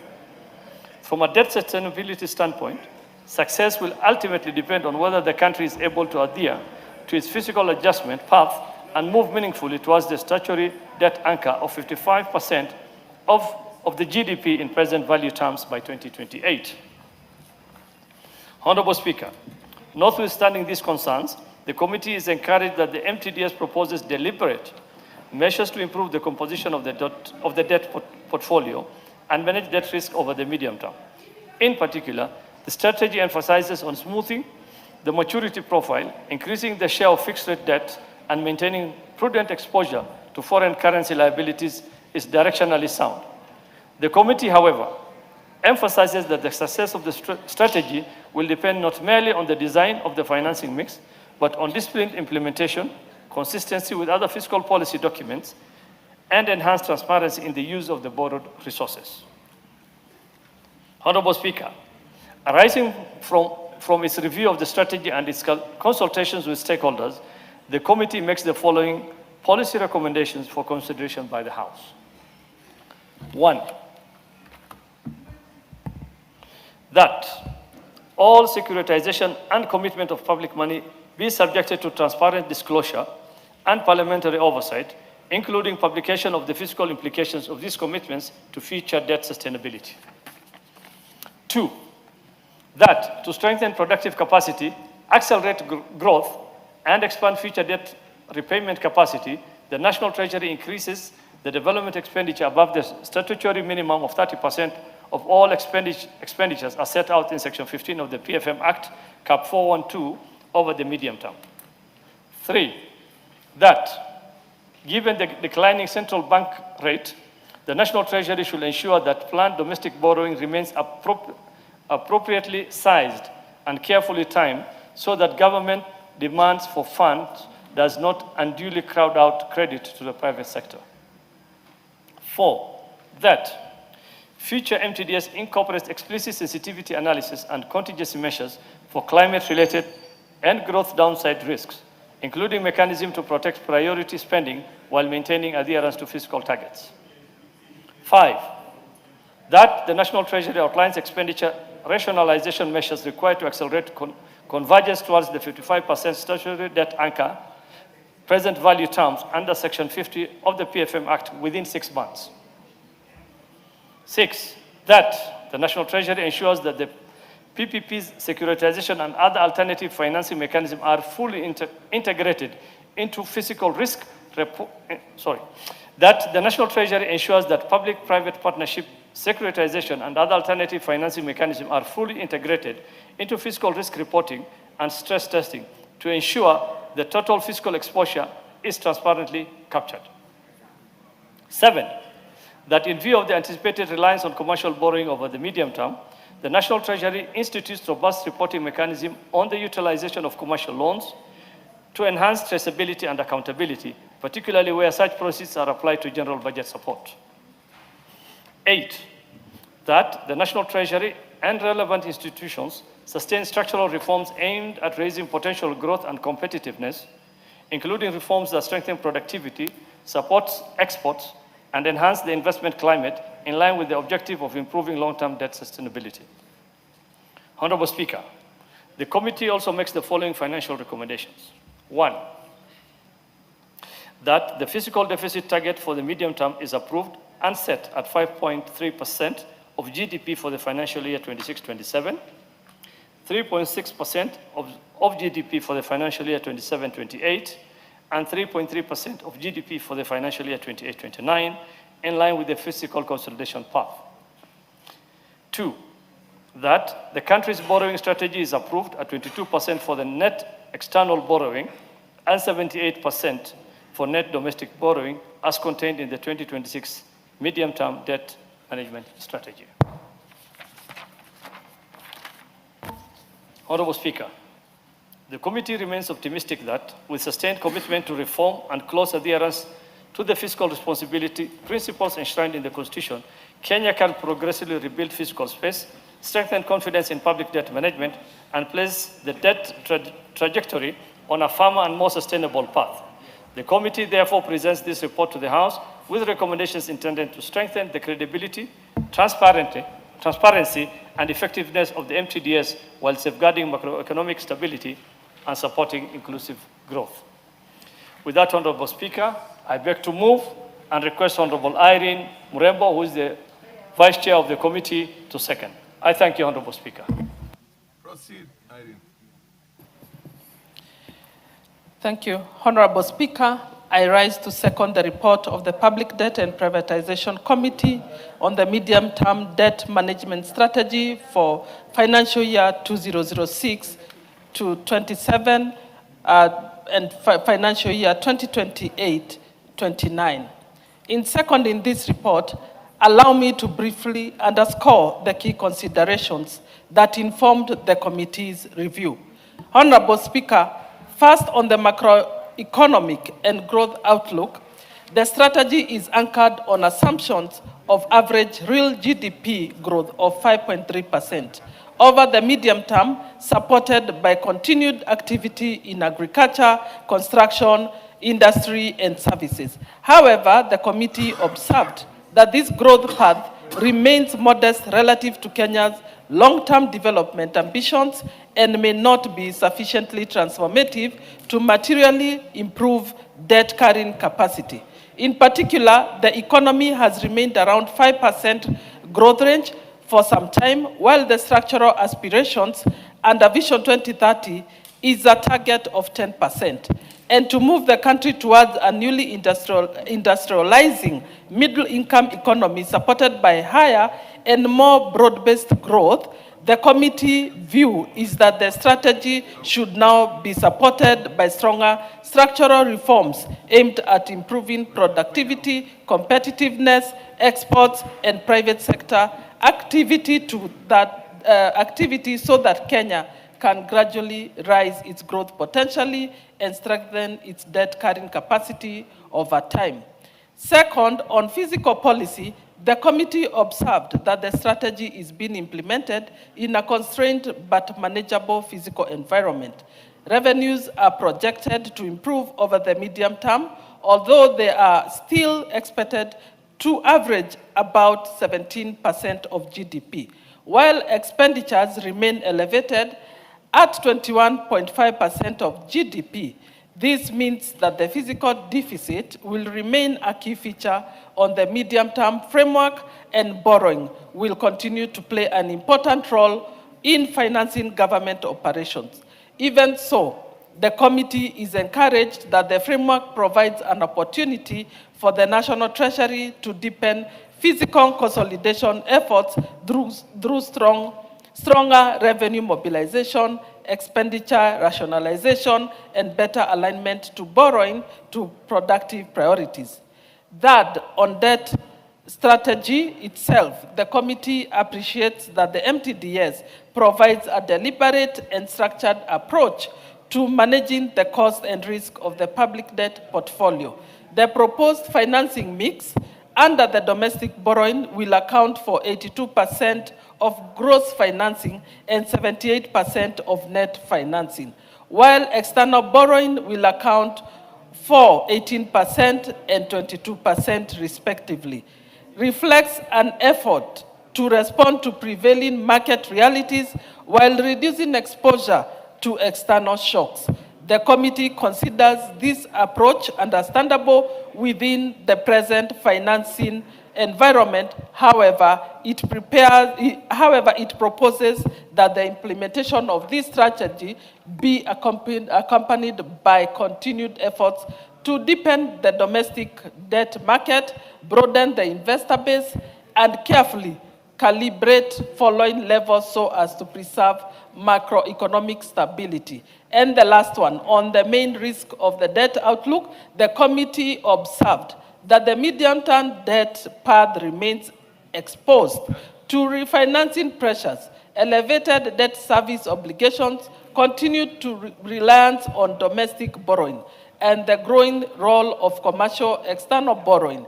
There are also broader physical risks associated with contingent liabilities, PPP, securitization, and other alternative financing mechanisms. However, the committee takes the view that these risks can be better managed through improved reporting, stronger physical risk disclosure, more active liability management, and closer integration of all public liabilities into the physical framework.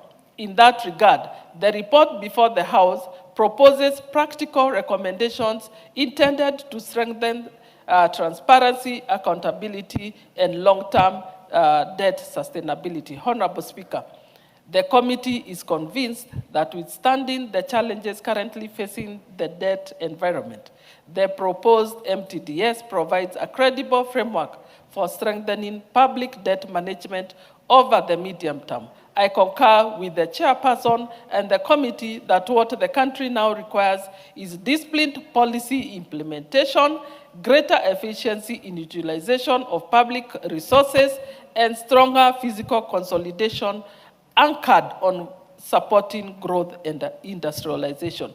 Through these measures, Kenya can progressively reduce debt vulnerabilities and place the public debt trajectory on a firmer and more sustainable path. For these reasons, and in support of recommendations contained in the report, I beg to second. Thank you.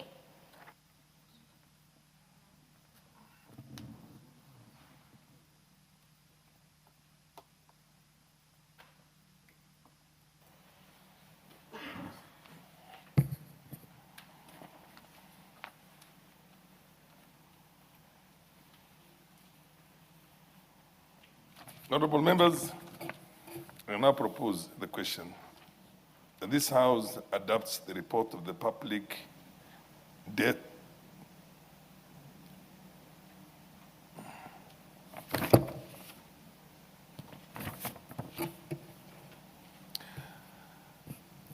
I propose the question that this House adopts the report of the Public Debt and Privatization Committee on its consideration of the medium-term debt management strategy for the financial year 2026, 2027 to 2028, 2029, laid on the table of the House on Wednesday, the 25th of February, the year 2026, and pursuant to the provisions of sections 15(4) of the Public Finance Management Act of 2012 and Standing Order number 232A, 7 and 8.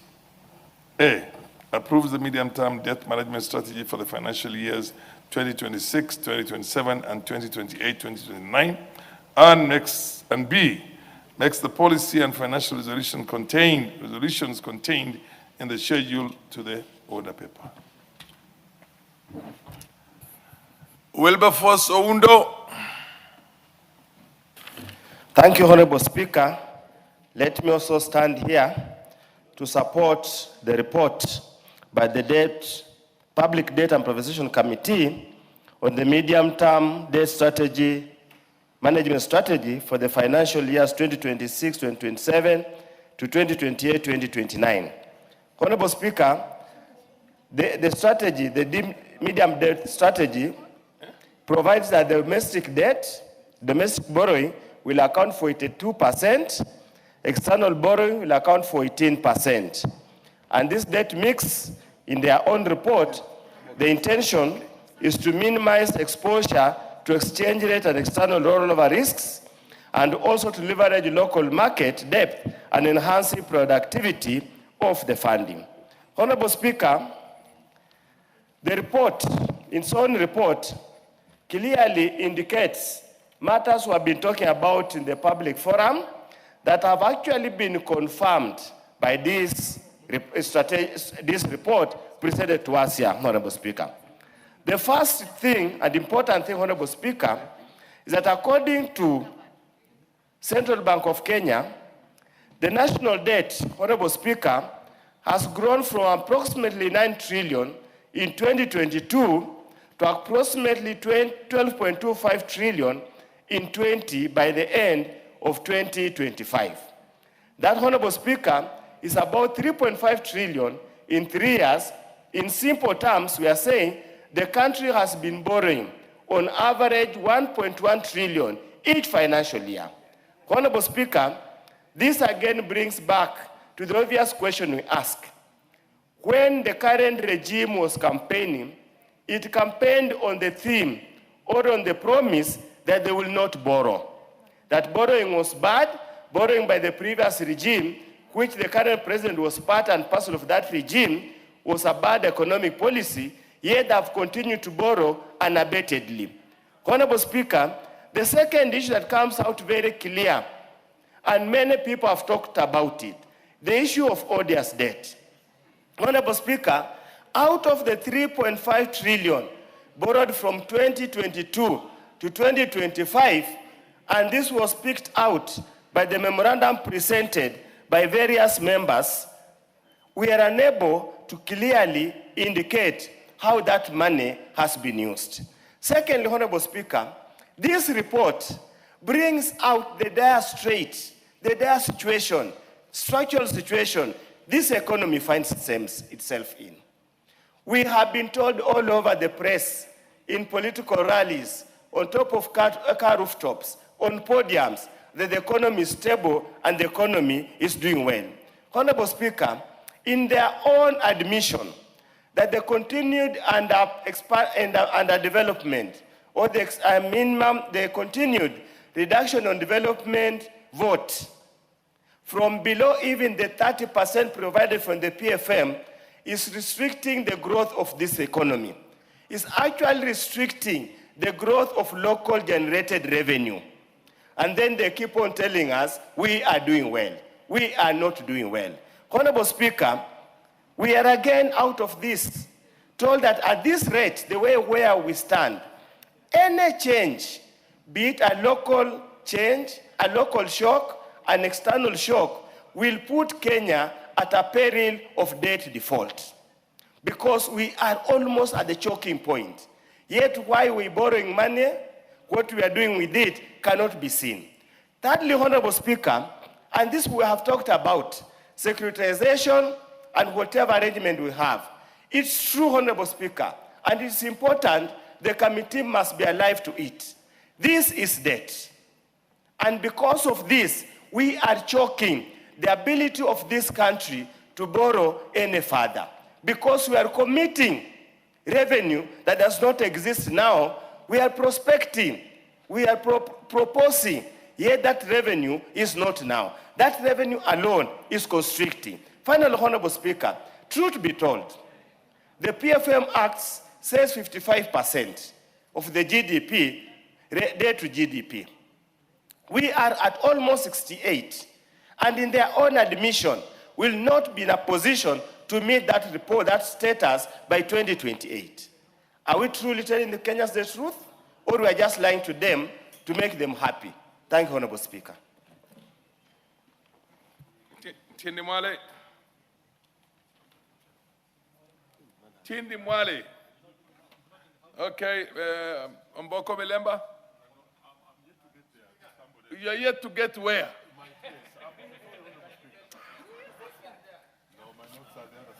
The Honorable Kenya Doku. Thank you, Mr. Speaker, for this opportunity to give my comments on medium-term debt strategy. as presented by the National Treasury and our report therein. I am a member of our Debt Committee. And Mr. Speaker, from the foregoing, I want to support our report. Debt is becoming quite a thorn and a topic in this country. But politics aside, we need to look at where we are as a country and what we need to do going forward. Mr. Speaker, in the year 2023, we did amend PFM Act and came up with Section 50. Actually, amendment was on Section 50, whereby we stated that by the year 2028, we must be at 55% plus or minus 5 in terms of debt to GDP in present value. And Mr. Speaker, progressively I've been monitoring to see where we are, because I am so passionate about debt being the topic that has refused to die from our media and from the mouth of every Kenyan who cares to see how the economy is performing. And Mr. Speaker, as we were engaging the National Treasury, we asked for projection as to see whether by the year 2028, we're actually going to be at where we envisaged when we set the law, Section 50, to make sure that we are at 55% plus or minus 5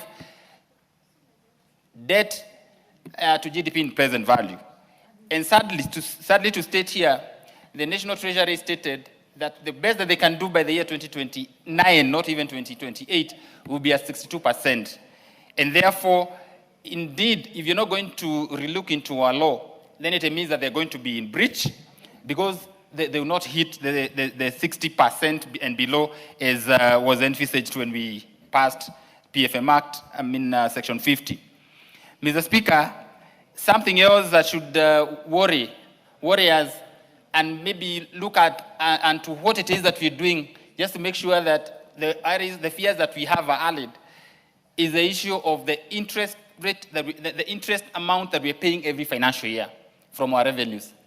You can imagine, out of our revenues, 41% is going to pay to the repayment of interest only, without even mention of the principal amount. That is quite worrying, and something must be done if really we are a serious country that is desirous of doing away with or reducing the debt burden. Mr. Speaker, the next issue that I looked into when I was interrogating the MTDAs that was presented to us by the National Treasury is the borrowing mix. Previously, we have passed MTDAs in this assembly, but by the end of financial year, there is no fidelity to the resolutions that we've passed in this house. We passed borrowing mix of 55 to 45 domestic and to external borrowing. Any mix that we pass here, we do not live to see the implementation of the same. We may give an allowance or give and take of about 5% or thereabout, but the variance is quite worrying. And Mr. Speaker, we are now presented here with a debt mix of 82 to 18, which means 68 to 22. It's 78 to 22 years, so that we get 100%. And Mr. Speaker, that is to say we are going to borrow domestically or locally 68 shillings for every 100 that we borrow. 68 shillings are going to come from domestic market. That is to say we are going to mop up all the monies that are within our republic. You know, we have to borrow that money and compete with private sector. And I got worried and asked the National Treasury, what is it that you're going to do to make sure that interest rates do not shoot? If at all we're going to be, if our market is going to be demand and supply, controlled. And Mr. Speaker, as they responded, they said that the government through CBR, through the enforcement of CBR, they're going to make sure that the interest rates are within the favorable reach. Well, that is for us to see, but there's something to worry us as a country. We must not do and assume that it's business as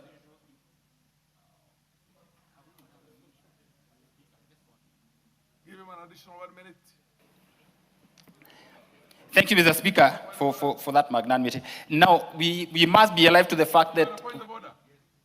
What's your point of order, Honorable? Thank you very much, Honorable Speaker. I've been listening to my brother, Honorable Kwenya, and there are statements that needs to be substantiated.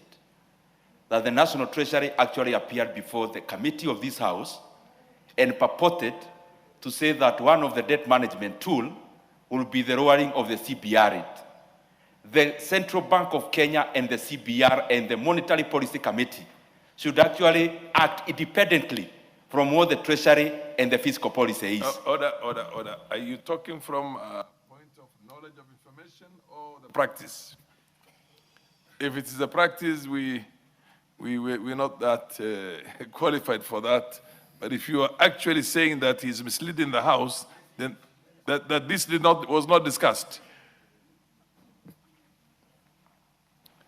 Honorable Speaker, that is too weighty a matter that needs to be substantiated. Order.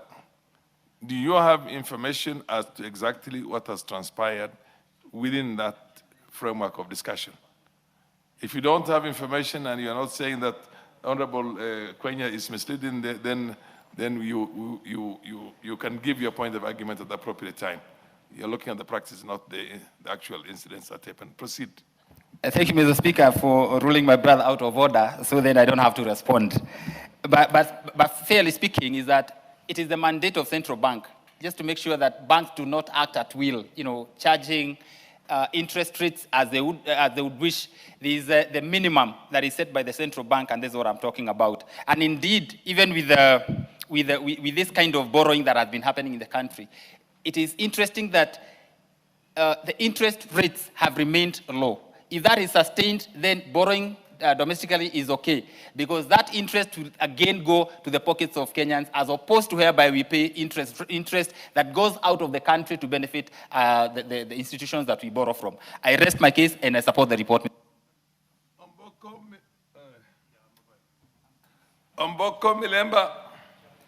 Thank you, Honorable Speaker, and I thought we were speaking for 10 minutes. I realized it's much shorter. Honorable Speaker, thank you for this opportunity to speak on this particular one on debt strategy as moved by the chair of the debt committee. The Honorable Speaker, when we talk about debt in this country, it's a topic that now is very, very sensitive and it's a concern of every person.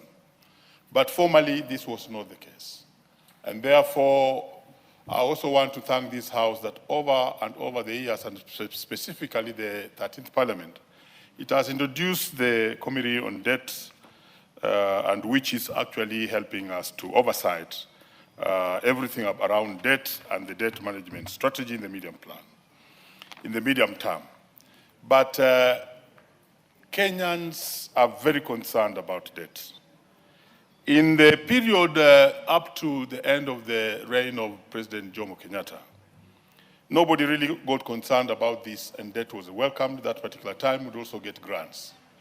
Grants currently are not really forthcoming, and if you were to go into the history to see where Jomo left the debt at, it's very, very marginal and very minimal.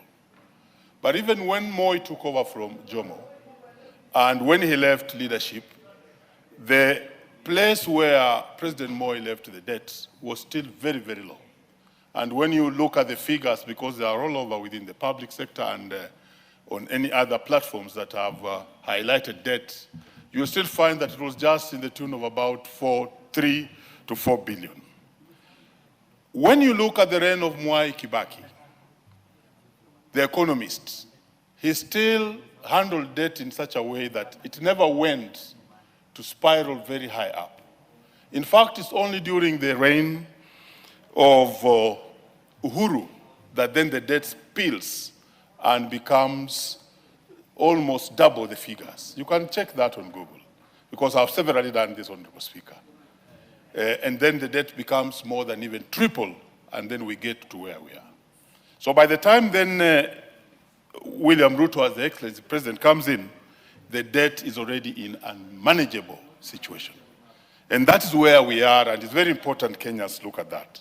So it's very important that this committee did this work, and there are a few points which we need to highlight, which I think was good work from them. Number one was the issue of the amount of money we always plan for or budget for development expenditure. Somewhat, it seems, we only strive to protect the 30% of the budget. And I've never strived. Of course, I know the budget has a lot of constraints, which do arise because of the many demands that are required in the country, which are not necessarily development-based.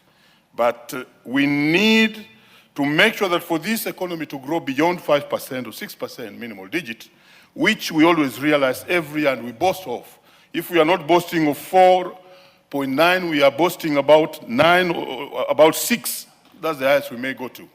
We really need to invest more in when we are budgeting here as Parliament, we make sure that this 30% minimal threshold is overtaken so that we can budget more for development.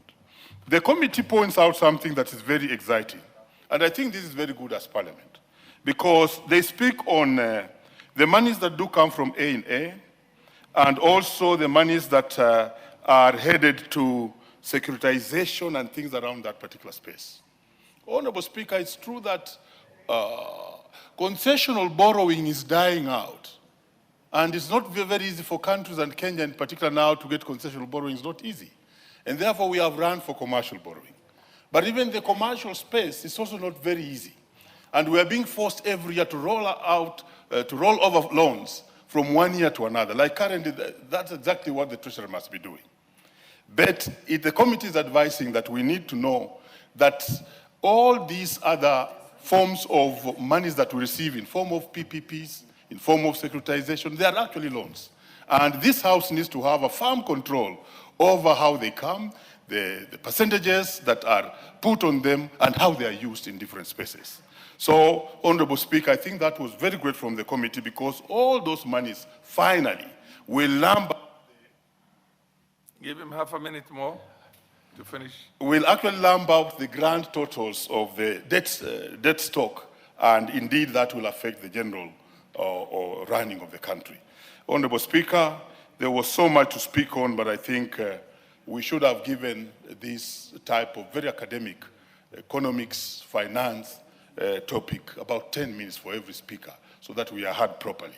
Thank you, and I support. Honorable Elachi Beatrice. Thank you, Mr. Speaker. Mr. Speaker, I also rise to support the report, but also to try and see if indeed as a country we can agree with what the committee is saying, but also look at our own macro context and ask ourselves whether we are on the right direction, Mr. Speaker. Mr. Speaker, if we do not tighten our global liquidity, then as a country we are going to still have all these challenges we are talking about. And you realize when we started borrowing, at that time, we agreed we are borrowing, Mr. Speaker, to look at the big projects that we would want to do in the country. I think the challenge has been, while we do the big projects, and they did not start with our president today, we must accept that those who started, by the time, Mr. Speaker, we were also even going just for the different resources that we went out of the country, there was somewhere we went wrong. And it cannot be that even at this time we can come and blame His Excellency the President to solve that problem. What we should be asking ourselves is, while we went even for Eurobond and all these infrastructure bonds that we've looked for and gotten into the debt we are in, what have we done that we can stand as a country and say, this we did and it has supported the country? I know we will say we have roads, we have all of these things, Mr. Speaker, but that is one thing we must look at. Tightening our global liquidity. Remember those who took Eurobond that time, Mr. Speaker, they ended up even having their own interests put on top. And so they've made a lot of interest in it, but leaving the country in a lot of challenges. The second thing we have to ask ourselves, Mr. Speaker, is the exchange rate volatility. you find that you've gone to borrow, you borrowed at that time, but you borrowed at a very high exchange rate. And we have not even used the resources, Mr. Speaker. We've not even taken the money, but you've reached a point you're supposed to pay the debt, but you have not spent even that debt. And so how do we now make sure that we support government to ensure some of these debts that we have and we've not spent, we've not even taken the monies, but you find that the time frame, Mr. Speaker, of about to pay is about to arrive. We need, and I'm hoping Treasury is working on that. As much as I read within the report, they must work and ensure some of these debts can be cancelled and see whether we go into the much lower debts that you will be able to repay and to service. Mr. Speaker, the other thing we need to ask ourselves is the domestic versus external debt ratio. I think this is something now that we have to go back and ask ourselves whether that works. Whether we want to continue with external or we can go within domestic and see which one is more liable for our country and also to citizens who are the ones who are paying these debts.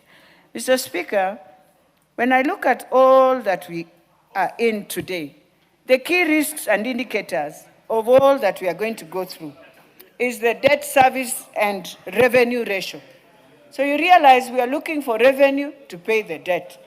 But the ratio is so low that Kenyans are really trying with the revenue that they have, but I know we are not able to pay all these debts. So can we now go down and ask ourselves, how do we ensure we continue with these large infrastructures that we have, but follow, and maybe even the different infrastructure funds that are coming up, are they going to help us now to reduce the debts that we have?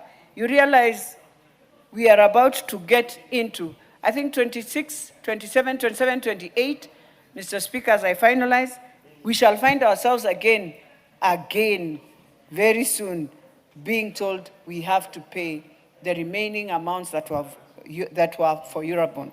Mr. Speaker, as I finalize, I just want to say, as a country, even as we do all this, let us remember the past is so limited, Mr. Speaker. I beg to support. The Honorable MP for Nairobi, Women Rep.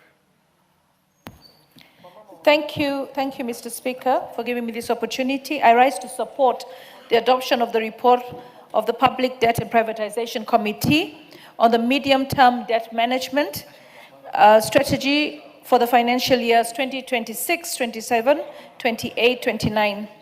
I commend the committee for their thorough examination of the strategy and for the clear policy and financial resolutions contained in the schedule before this House. Honorable Speaker, debt in itself is not the enemy. In discipline, debt is. The report outlines a fiscal consolidation path, reducing the deficit from 5.3 to 3.3 of GDP over the medium term, and proposes borrowing mix of 22% external and 78% domestic borrowing that signals seriousness and discipline. But as we adopt this report, we must be clear. We must reduce the deficit, but not at the expense of growth. We must balance our books without shrinking our economy.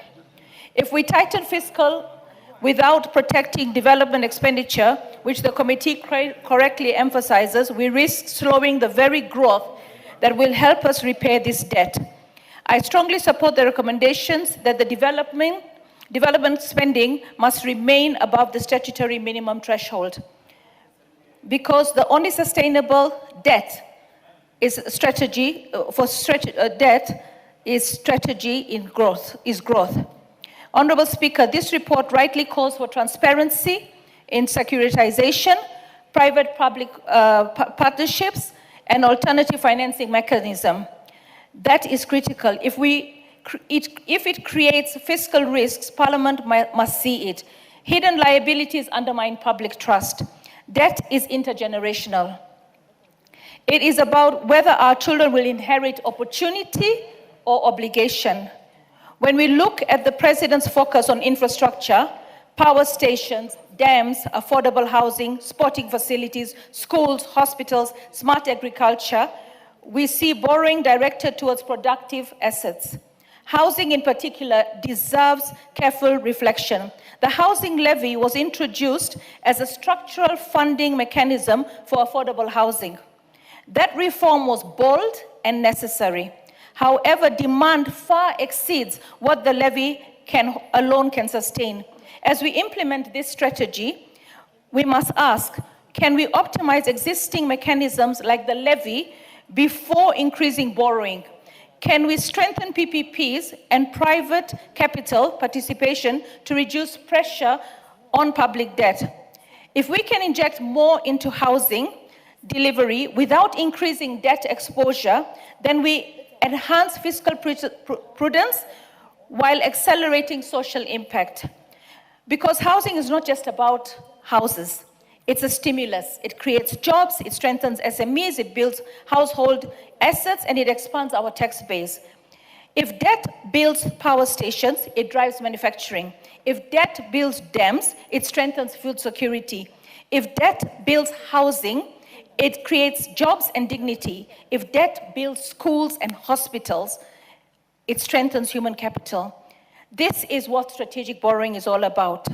Let us therefore adopt this report with clarity, borrow for productivity, not consumption, disclose all fiscal risks, optimize internal financing before expanding debt.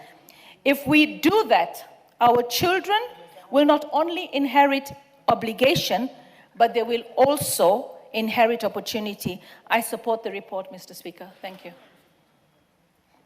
Raso Dida. Dido. Thank you very much, Honorable Speaker. Honorable Speaker, I rise to support the report by the committee. Listening to them, I think the famous saying, as far as debt is concerned, is to cut your cloth according to your size. We all know in this house that debt is necessary for countries to grow, even at the individual level. You must borrow sometimes to make ends meet. Mr. Speaker, what I expected the committee to lay out is what are the positive macroeconomic indicators to give us the futuristic. What is the future? How does the future look like as far as the Kenyan economy is concerned? We are not safe from vagaries of international financial systems and problems that occur many, many miles in Europe, in America. Of course, they will affect us because our economy is not insulated from the rest of the world. Mr. Speaker, the revenue of 17%, if indeed they are true to what they have presented, it has been there for quite some time. And for us to grow this economy, that revenue must rise to 17, 18, 20, 22%, so that you can comfortably say, yes, I have enough money for development. I can be very comfortable to say that I can pay all my workers. Or what is ongoing as far as project is concerned, that will be able to pay, that liquidity is there. In the absence of that, then we'll be struggling. Honorable Speaker, for us to meet this debt strategy as outlined by the committee, this economy must grow every day. We cannot run away to say that, as Honorable Undo there said, that we are borrowing too much. We can never be borrowing too much if we are not borrowing for recurrent expenditure. If we are borrowing for development, then it means we are borrowing to do the right things. That is the right thing to do in economics. Honorable Speaker, expenditure at 52%, recurrent versus development. Here, what Honorable Passaris there is saying, what are other alternative funding mechanisms? Do we have enough FDI? Is the Kenyan economy robust, lucrative enough to attract foreign direct investment? These are some of the things we must look at. Debt servicing at 41%. If basically we are borrowing to pay off debt, then it means we are not moving. But if we are borrowing, at the same time we are able to pay, developing, and then we have enough liquidity in the marketplace, then at least that in economics, that is progress.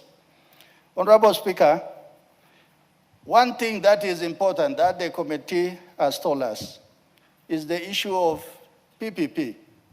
That is where the world is moving. You allow the private sector to do development, to build roads, to put toll stations, to put up buildings, to lease offices, as opposed to the government doing that, so that the government is not forced to borrow to do those things. Selling of non-performing entities, like what has been done with the Kenya oil refineries. That is a capital. Give him an additional 1 minute. Thank you, Honorable Speaker. That is a capital sitting idle there. We will hear maybe in few weeks how much the taxpayer has been able to collect from that. That will save this country, the taxpayer, and all of us a lot of money as opposed to borrowing. What are the incentives in the economy? Finally, I want to tell the committee, you have talked about the Central Bank of Kenya and the Treasury. Please don't leave it to them. We will be asking you questions. We will not be asking them because you represent the people of Kenya. With those few remarks, thank you, Honorable Speaker. I beg to support.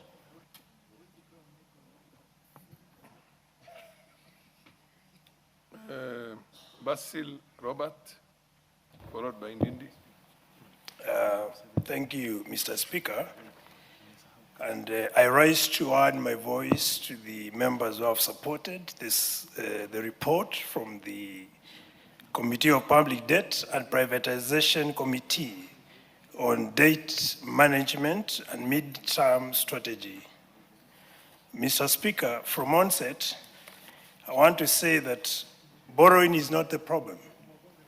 If you look at the debt ratio to the GDP of countries like Japan, it stands at 230 to 250%. If you look at a country like United States, the debt ratio to the GDP stands at 120%. In Kenya, our debt ratio to the GDP stands at 68 to 70%. But now the question is, how do we use the money we borrow? That is where the $1 million question stands at. Remember, we are talking of borrowing wisely, spending prudently. And that is where we are falling short from the progressive nations, Mr. Speaker. If you look at our country, instead of investing in very solid impact projects like roads, energy, manufacturing, we are not putting so much emphasis into this. And that is why, as a house that is planning for this country, for now and future generations, Mr. Speaker, we need to reverse the way we are spending our money. If we borrow money, let's put that money in areas where it's going to regenerate itself and be able to have revenue to drive the economy, Mr. Speaker. If you look at the amount of money we are borrowing, we have consequences, and one of it is increased debt. That is the burden to service the debt. That is one of the serious consequences we are having as a country, or we are facing. Most of the poor, they actually bearing the largest burden to be able to meet the cost of servicing the debt. And that is why, as a house that plans for this country, we need to plan wisely, Mr. Speaker. If you look at our currency, the depreciating Kenya shilling has consequences when it comes to the cost of repaying external debt, Mr. Speaker. And if we don't plan very well, the cost of living will continue to increase, and that will have detrimental consequences in all facets of the economy, Mr. Speaker. So in principle, we need to focus on proper use of the money we borrow, Mr. Speaker.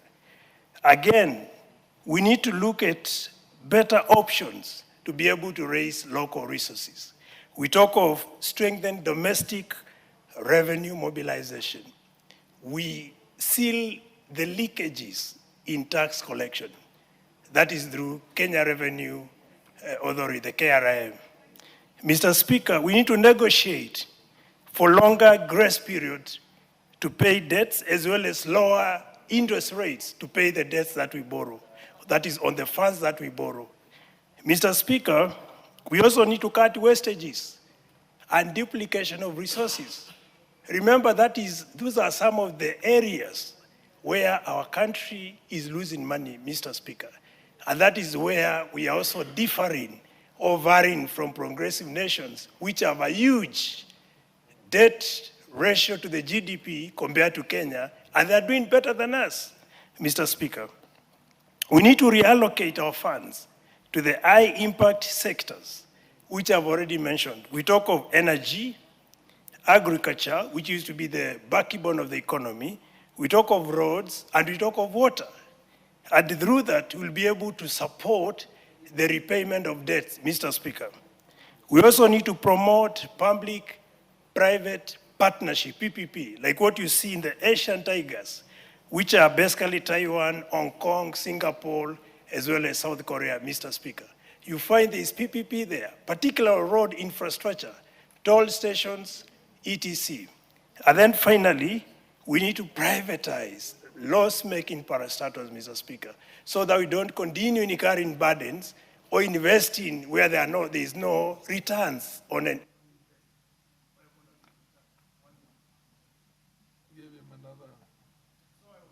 I was trying to summarize my own summary. 1 minute, yeah, proceed.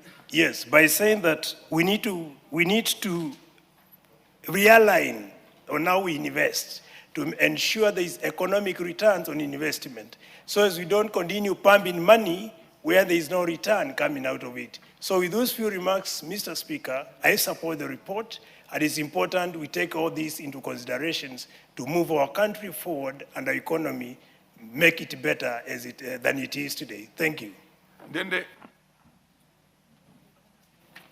Thank you very much, Mr. Speaker, for this chance to contribute to this very important motion. Honorable Speaker, on the onset, first of all, I want to dissuade the argument that you always have that other countries like Japan and the US has a higher percentage of debt to GDP ratio. It is misplaced, Honorable Speaker, because when we talk about debt, what is reported is what is called gross debt. But there are countries that are both lenders and borrowers.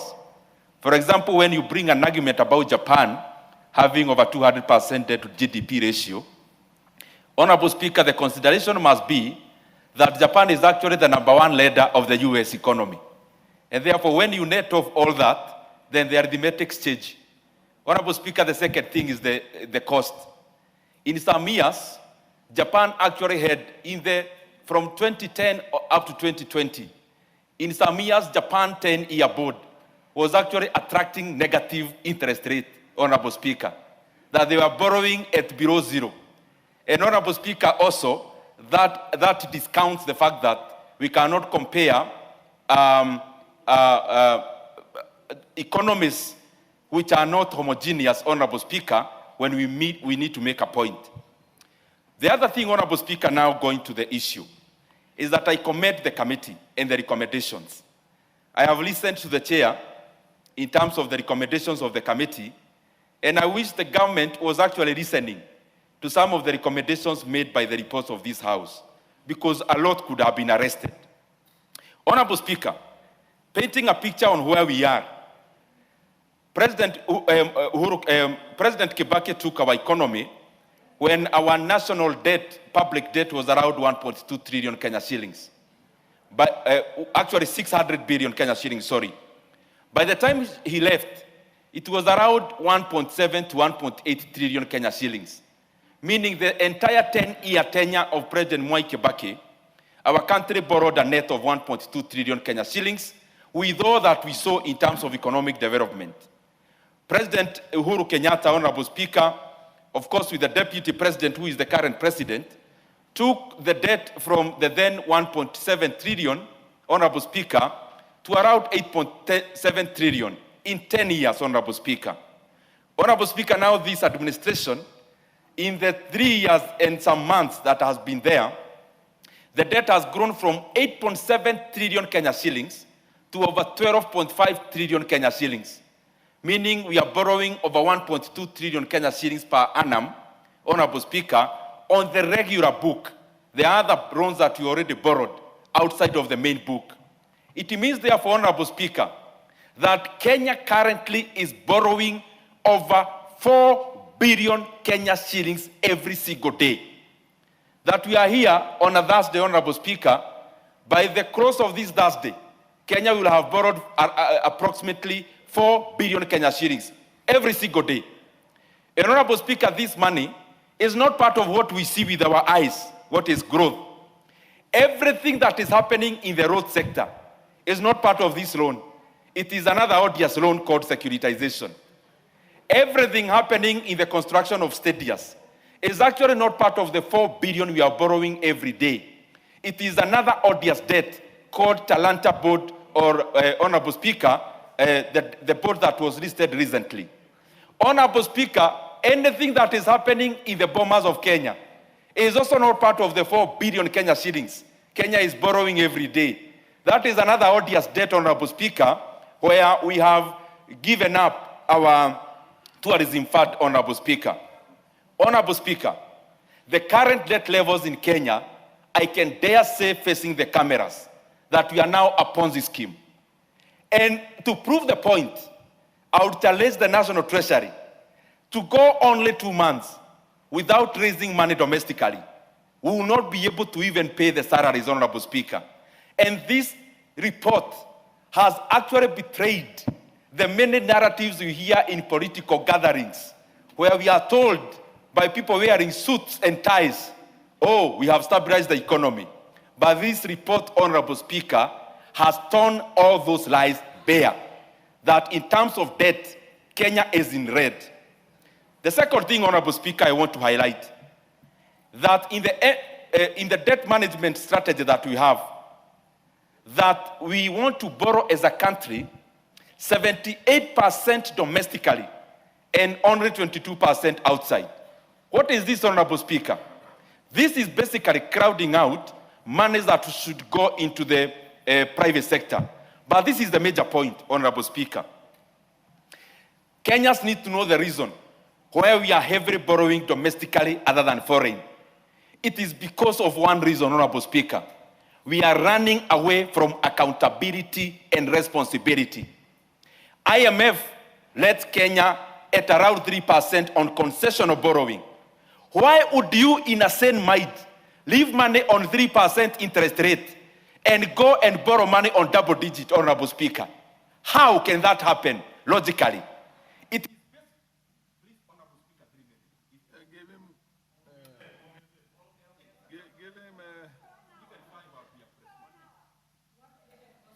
Give him being actually given a minute each. So see how you can do, how much you can do. But just for the interest of the chair, you said that Japan is borrowing from Japan.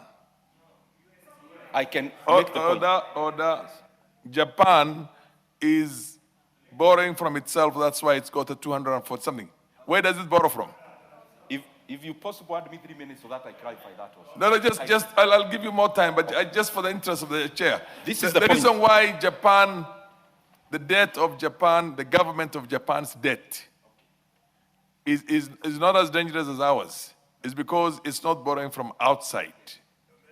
Domestic borrowing. And at the same time, you find fault also with the domestic borrowing in here. Because they say external borrowing would have been cheaper. Even for Japan, how would it be? Can you maybe elaborate on this for the interest of the academic interest of the chair? Let me start here, Honorable Chair. Japan GDP has not grown in real terms for the last 30 years. Let me start there. That dissuades the argument about heavily relying on debt. The Japan GDP has remained around 4.9 trillion US dollars since 1994, Honorable Speaker, in real terms. Second thing, what gets reported when we talk about debt to GDP ratio is gross debt. It does not account for the fact that you have borrowed, but you have also lent. Japan's case is this, Honorable Speaker. Japan, when we report the debt to GDP ratio over 200%, it has not accounted for the fact that Japan is the #1 lender to the US, Honorable Speaker. Japan is also a lender to Kenya. That is not discounted. When you discount that, the debt to GDP ratio climbs down drastically, Honorable Speaker. That's the point. But the other issue of domestic and foreign.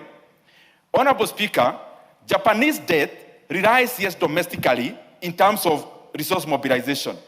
But you look at the cost. Japan can actually afford to borrow domestically at 0.5% and lend to another country at 3%. They will be in business, Honorable Speaker, because their money is cheaper that is coming in than the money that is going out, Honorable Speaker. And therefore, the issue about comparing Kenya and Japan and the US, when we need to make a political point, is totally out of place. Can I now go to my 1 minute? Except the fact that you're saying the US borrows from Japan heavily, but the GDP to the, what do you call? Debt to GDP ratio. Debt to GDP ratio in the US is over 100% of the US economy. Over 100% of the GDP. But then it does not borrow. I'm trying to look for a line that, you can, get the dots, Okay. Connect the dots. On the one hand, in Japan, they borrow domestically and lend externally. Yes. And lend to the US. So the US essentially should be in a predicament like ours. Actually worse, because they're over 120% GDP to debt ratio. But maybe just educate us on that. Honorable Speaker, and I'm saying it very respectfully. Yes. I'll need an hour only to deal with that alone. Let me start here. When you are dealing with a country. All right, we have 1 minute, and then we will, 1 minute for the benefit, because the chair really wanted you to elaborate. Can I clarify, then I go to the 1 minute? 1 minute. 1 minute. For this alone or for my 1 minute? 1 minute. Okay. Honorable Speaker, the point I was making in terms of domestic borrowing, going back there, we come here and tell Kenyans we are borrowing domestically. But we are borrowing 78% domestically on one account, that we are leaving 3% interest rate money to come to a 10% money, Honorable Speaker. It's for one reason. We don't want accountability that comes with external money. External money, they will require you to do several things. One, you propose to form an infrastructure fund. Infrastructure fund in Kenya should actually be an illegal borrowing fund, because you are forming it to leverage more and to borrow more. External money will tell you, we give you cheaper money, but account this as part of the national debt. But because the government does not want that accountability, then they come and borrow domestically, Honorable Speaker. External money like IMF, World Bank, and the other multilaterals, they will tell you a securitization and Talanta board must be part of the national debt. But Honorable Speaker, because we do not want that accountability, then we come domestically. Then what do we do domestically? We come and float boats. But who are the buyers? Number one buyer of the boat is NSSF. The number two, Honorable Speaker, is superannuation fund. And therefore, basically, part of this money is actually government borrowing money, its own money, Honorable Speaker. It's actually borrowing money that is meant for workers, Honorable Speaker, because phone calls can be made and NSSF can, in a manner that is not optimal, then channel resources there, Honorable Speaker. We need to know, Honorable Speaker, that the tendency we are on cannot perpetuate forever. We will soon be like Senegal and later on like Ghana. But I hope the decision makers can realize that the stability of our economy is more important than the current. What's your point of order, Honorable? Although the Honorable Ndini Nyoro has, what's your point of order?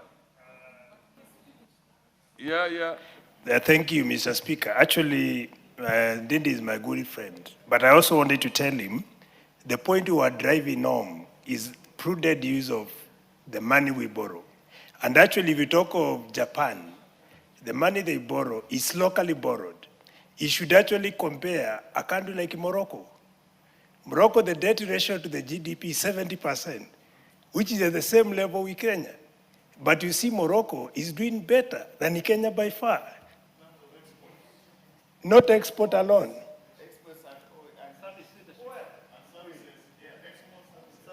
So we also need to be honest ourselves so that we don't just talk, criticizing everything, but being positive criticism. And that is what I was trying to tell my brother, Dindi. What's your point of order, the Honorable Dr. Wilberforce Oundo? Honorable Speaker, with deference to the young... No, you can't have a point of order. Order, Wilberforce. You cannot have a point of order on a point of order. Okay, Onchoki. Charles Onchoki. Thank you, Honorable Speaker, for the opportunity so that I can make a contribution to this motion. I wish to... The chair will make a ruling on a point of order, not you counter-arguing it. Proceed. I wish to commend the committee for coming up with this strategy, but allow me to make the following observations. I'm not confident that the total public debt is accurate. I'm not sure that the pending bills that we hear from time to time, year in, year out, being interrogated are included as part of the public debt, which they ought to. The same applies to implicit bills or implicit debts, as well as the pensions. So that we need to start from a point of doing a very accurate assessment of our debt position. Mr. Speaker, talking about a 2% to 18% mix of domestic and external borrowing, what it means is that there's going to be crowding out the private sector. The banks are going to sit pretty because they are sure of getting their risk-free 13, 14%. They'll not be innovative in looking for more products that can bring more money, particularly targeting the small businesses. So what do the small businesses do when they are crowded out from the formal financial system? They are going to turn to micro and digital lenders. The micro and digital lenders are very interesting players in this market. Many of them are not regulated, but fair to say, their terms of lending are unfair, are unconscionable. The interest rates are anything between 30% to 200%. So what that means is that the fellows are going to look, because they're looking for bridge finance, they're required to find collateral, which is supposed to be maybe a motor vehicle with logbooks, and then evaluation is very poorly done, maybe 50% of the market value of the collateral, and most of these loans are going to be defaulted. So what happens, these poor fellows, the small businesses, are going to have their collaterals seized and auctioned by the lenders, causing distress and failures of businesses, and raising the cost of doing business in the country. Mr. Speaker, we need to have a mix that encourages the private sector to borrow more from our local market so that they can thrive they can produce services and goods that are competitive from the other markets that have access to this region. So, Mr. Speaker, equally, we need to improve the credit rating of the country so that we can attract the international borrowing that is concessional. We know that we've been struggling as a country to ensure that our rating has improved.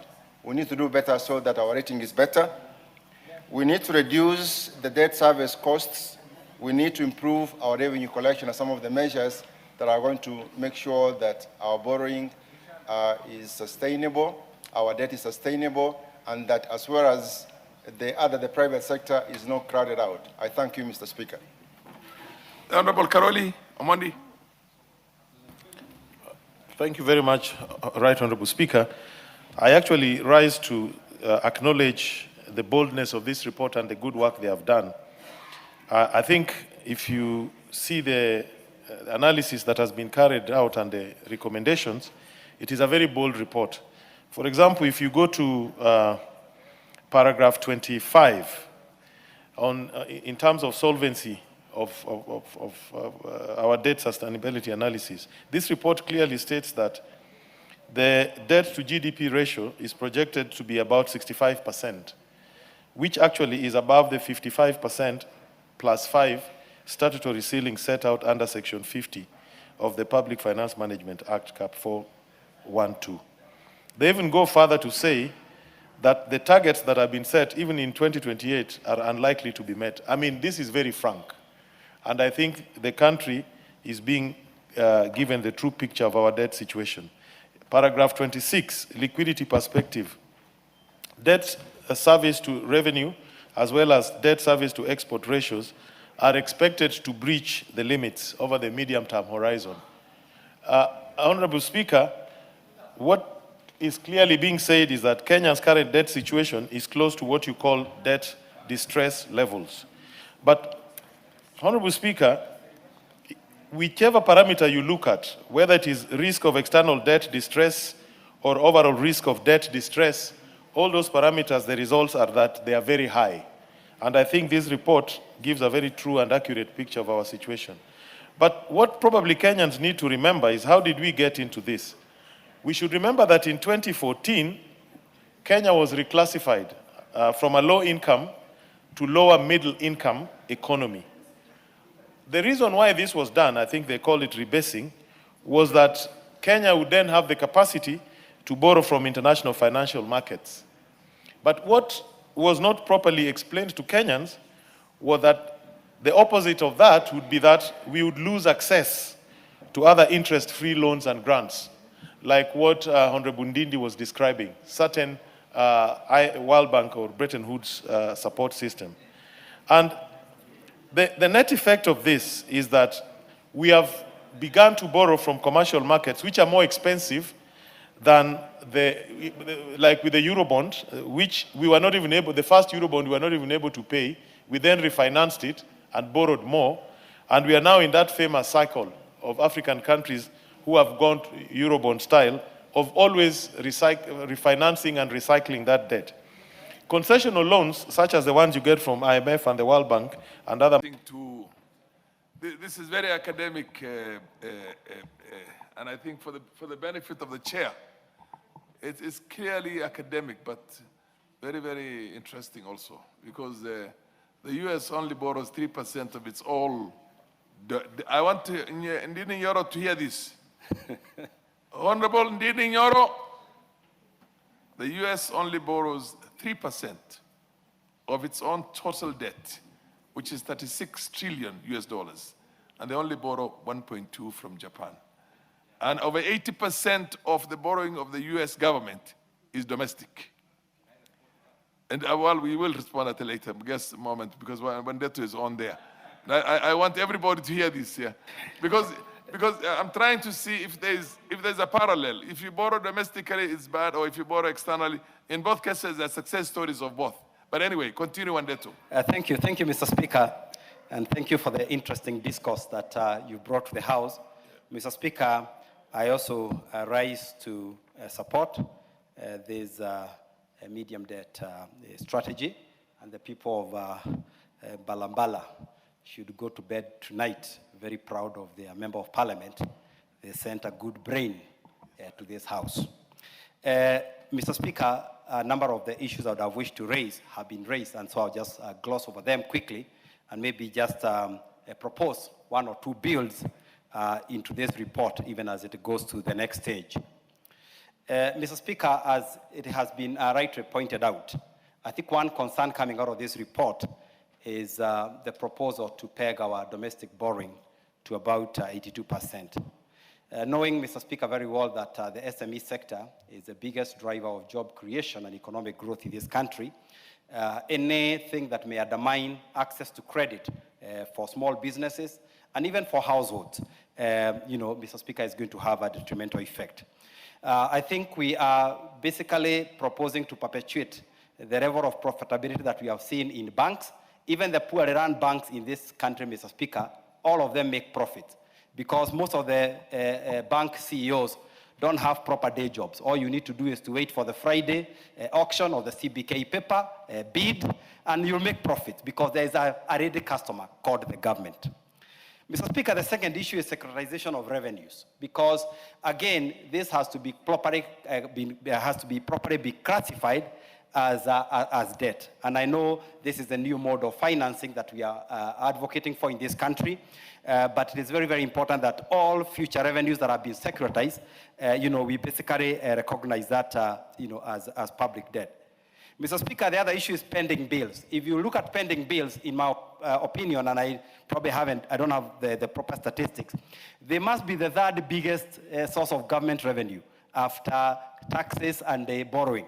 The third one must be SME financing in the name of public debt. And Mr. Speaker, it's important that maybe in this country we come up with a policy that any pending bill above 180 days, or whatever days we can think about, officially be classified as a public debt. The other one is, Mr. Speaker, is public-private partnerships, which again have become very, very common in this country. And it looks like the Kenya Kwanza government, that is the route that they're advocating. But almost all these PPPs carry a contingent liability. For example, Mr. Speaker, we have this expressway. If it doesn't meet its revenue targets, or if something goes wrong, there is a contingent liability that hangs around the people of Kenya that they would have to pay for it. So this also needs to be classified together with the rest of the public debt. Even the upcoming infrastructure fund, where we are being told that every shilling will attract an additional 10 shillings of debt, also needs to be properly classified, as public debt. But Mr. Speaker, the elephant in the room on public debt has been value for money.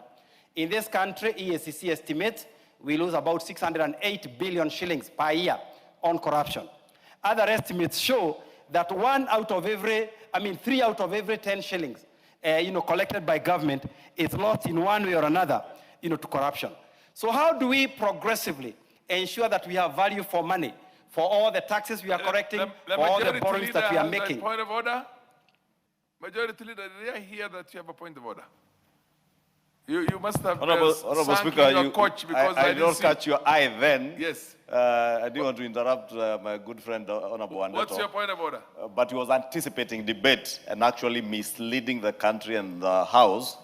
And I heard, unfortunately, the Honorable Dindi Nyoro doing the same on the National Infrastructure Fund. And just to inform them, since we are not here at 2:30, there will be debate in the House scheduled next week on the National Infrastructure Fund. Therefore, we cannot be debating the National Infrastructure Fund because I've heard both of them saying that the National Infrastructure Fund is part of an undisclosed debt, which is not true. Let them hold their horses, wait for the National Infrastructure Fund bill next week. It will be in the House next week. Avail yourselves and debate on it now. Otherwise, let us stop anticipating debate, which is against our own standing orders. Proceed. Mr. Speaker. Very, very interesting. They say the guilty are afraid. Debate. But lastly, as I close this, Mr. Speaker, I would like to say that... No, what did you say? Well, what is he guilty of? No, Mr. Speaker, I didn't refer to anything. That's just a my submissions, which I will substantiate what I mean. So, Mr. Speaker, I have not talked about anybody. Honorable Speaker, I rose on a point of order on the question of anticipation of debate. Yes. In response, Honorable Speaker, the Honorable Auditor says that the guilty are afraid. Guilty of what? I hope he's not insinuating that Honorable Speaker, if you can protect me from this heckling. Order, Honorable Muhiano Undo, order. Order. You know, at least I can engage with the Honorable Undo, the Honorable Auditor, people who have substance. Order, Honorable members, order. And some, but the member for Kipipiri cannot engage me on any substance. Order, Honorable He doesn't members. have the intellect to engage me on anything. The Honorable Auditor, I have raised the issue of anticipation of you made your point very well. And therefore, Honorable Speaker, I need your protection from those snipers. I that agree. the guilty, that he must withdraw that statement. You would be protected He by the needs to chair withdraw because... that statement. He needs to withdraw that statement and correct whether he was right to anticipate debate on the issue I raised. Honorable Wandeto. Okay, Mr. Speaker, I'm well guided by Majority Leader You withdraw. that we should not debate the infrastructure fund. Order, you withdraw and apologize to the So House. I withdraw, Mr. Speaker, And apologize. but I'm not very clear what I'm withdrawing and apologizing. Proceed, anticipation But for of us the to debate. move the House forward, because I did not say who is guilty, neither did I say who is afraid. So the majority is filling his own blanks. But Mr. Speaker, as I conclude, on this, Mr. Speaker, one of the things that I've asked for previously in this House is a public debt register. Mr. Speaker, if you just walk the next building here called the Treasury, and you independently ask the CS, the PS, the Director of Budget, or even the Director of Debt, what is the government of Kenya debt? I can tell you, Mr. Speaker, and I can bet my money on it, you are going to get 4 different answers. So it is important that public debt is in one register. That register is open. It is something that is open, to public scrutiny. And lastly, Mr. Speaker, because of our foreign-dominated debt, I do not know, and I can be guided by Honorable Shurie, what is our policy on revaluation of debt, especially when we have exchange rate movements. Because again, this needs to be captured very well in this public debt medium strategy. So with those few remarks, Mr. Speaker, despite the interruptions, I submit. The Honorable Dr. Mutunga. Thank you, Honorable Speaker, for the opportunity to contribute to this, the adoption of the committee report on the medium-term debt management strategy. Honorable Speaker, this particular strategy, it is necessary to have the strategy because it guides the public into borrowing, into management of the debt itself.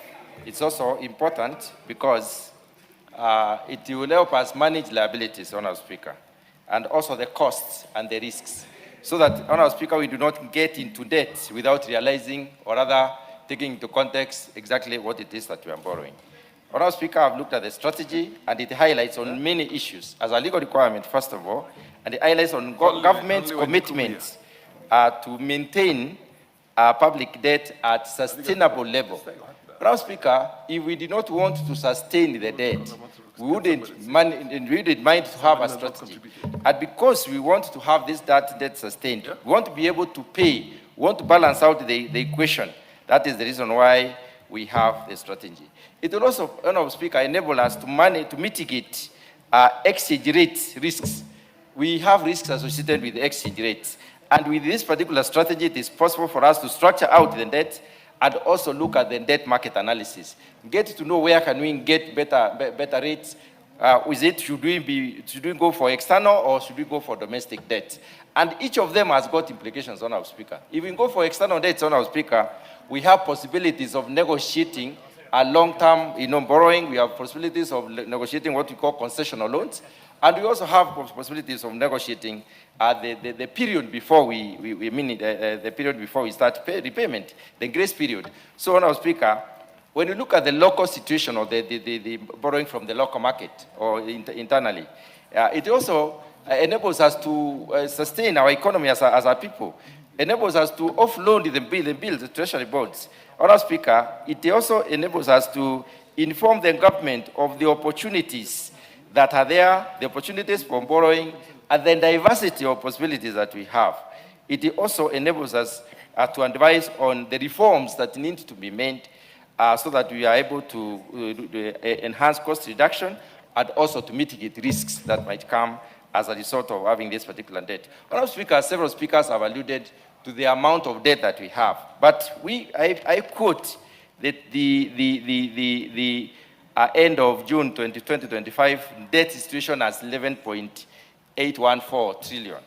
This is what the information that we have, whereby which is 67.8% of the GDP. Honourable Speaker, it is important to manage the debt through a strategy so that we do not keep on increasing the debt. We do not basically borrow carelessly. Analysis of the Kenya situation, Honourable Speaker, shows that it is possible for us to borrow. There is a lot of fear, hue and cry as we are borrowing, and then we will possibly buy others from the opportunity to borrow. But analyzing the macroeconomic situation in Kenya, we realize that macroeconomic indicators clearly indicate that our economy is stable, that we are able to manage the debt properly, and not only the debt, Honourable Speaker, we can guarantee, based on what the figures used in the BPS, we are clear that this economy is going to grow at around 5.3%. We are also clear that if the agricultural sector continues producing or productivity is sustained, if the environment doesn't change, and if we have resilient service sector, and also we have the implementation of BITA goes on. And Honourable Speaker, when you talk about implementation of the bottom-up economic transformation agenda, BITA is a major project within this particular country. It's a major undertaking. It is a major investment. And this investment basically shakes the economy in the sense that it's injecting resources into the economy, it's creating possibilities for our people to be employed, it's also opening up frontiers for different parts of this country to develop, and also offering opportunities in a variety of ways. So, Honourable Speaker, when you look at the central bank rates, the central bank rates have gone down from 13% to around 9.9%, and this means, therefore, the cost of credit is low. So it enables people to access credit, and that assurance itself improves on the borrowing capacity of the people. Honourable Speaker, looking at what proportion has gone to what is targeted at what, we are looking at 82% being from the domestic, according to the strategy. And this helps us to realize that our economy is growing, our economy is becoming resilient, and it's also can sustain some of these issues. Honourable Speaker, the strategy is okay because it enables us to structure out in development in the midst of so many possible shocks. It also helps us basically to manage payment of the debt in the event that we have socio-economic shocks across the world. Honourable Speaker, with those few remarks, I support adoption of the committee report. Majority Leader. Thank you, Honourable Speaker. Honourable Speaker, I rise to support this report and the motion by the Debt Committee, and allow me to take this opportunity to commend the Honourable Shurie and all the members of the Debt Committee for the great work that they have put in. Honourable Speaker, if you go through the resolutions of the committee, because I hear what many of us are tempted to do is to speak to the gallery and not restrict ourselves to what is before the House. And I know many are tempted to speak to the gallery because they think it will excite those ones out there. But when you are elected to this House, Honourable Speaker, you are charged with the responsibility to oversight government, legislate, and also represent the people, but not to mislead the people. And Honourable Speaker, that is why I rose on points of order. When people start misleading the country that the National Infrastructure Fund is another fund for borrowing, because it is not. And those who sit in the Debt Committee will tell you. Honourable Speaker, the other lie that I have listened to is that securitization is another form of borrowing. Far from it, Honourable Speaker. It is not another form of borrowing, Honourable Speaker. Because all that you do in securitization is a conversion of your non-liquid or non-tradable assets into tradable securities, Honourable Speaker. That does not constitute borrowing, Honourable Speaker. And that is exactly why when you securitize, Honourable Speaker, you move the assets that you're doing out of your balance sheet.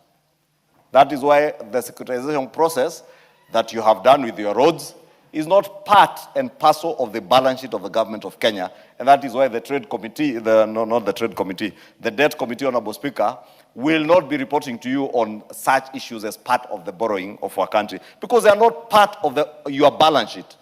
And even you as an individual, if something is not on your balance sheet, is neither an asset or a liability on your balance sheet, it cannot be part of your borrowing, Honorable Speaker, because your borrowing will be part and parcel of your liabilities on your balance sheet, Honorable Speaker.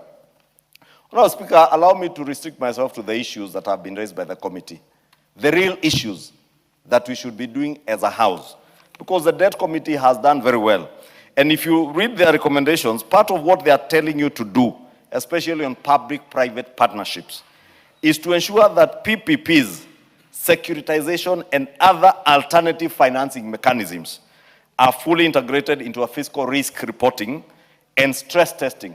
Because that is all we need to do as a nation, to ensure that all our PPP projects, all our securitized and other alternatives forms of financing that we get into, do not in any way in the future overburden our country or become a risk to our economy, Honorable Speaker.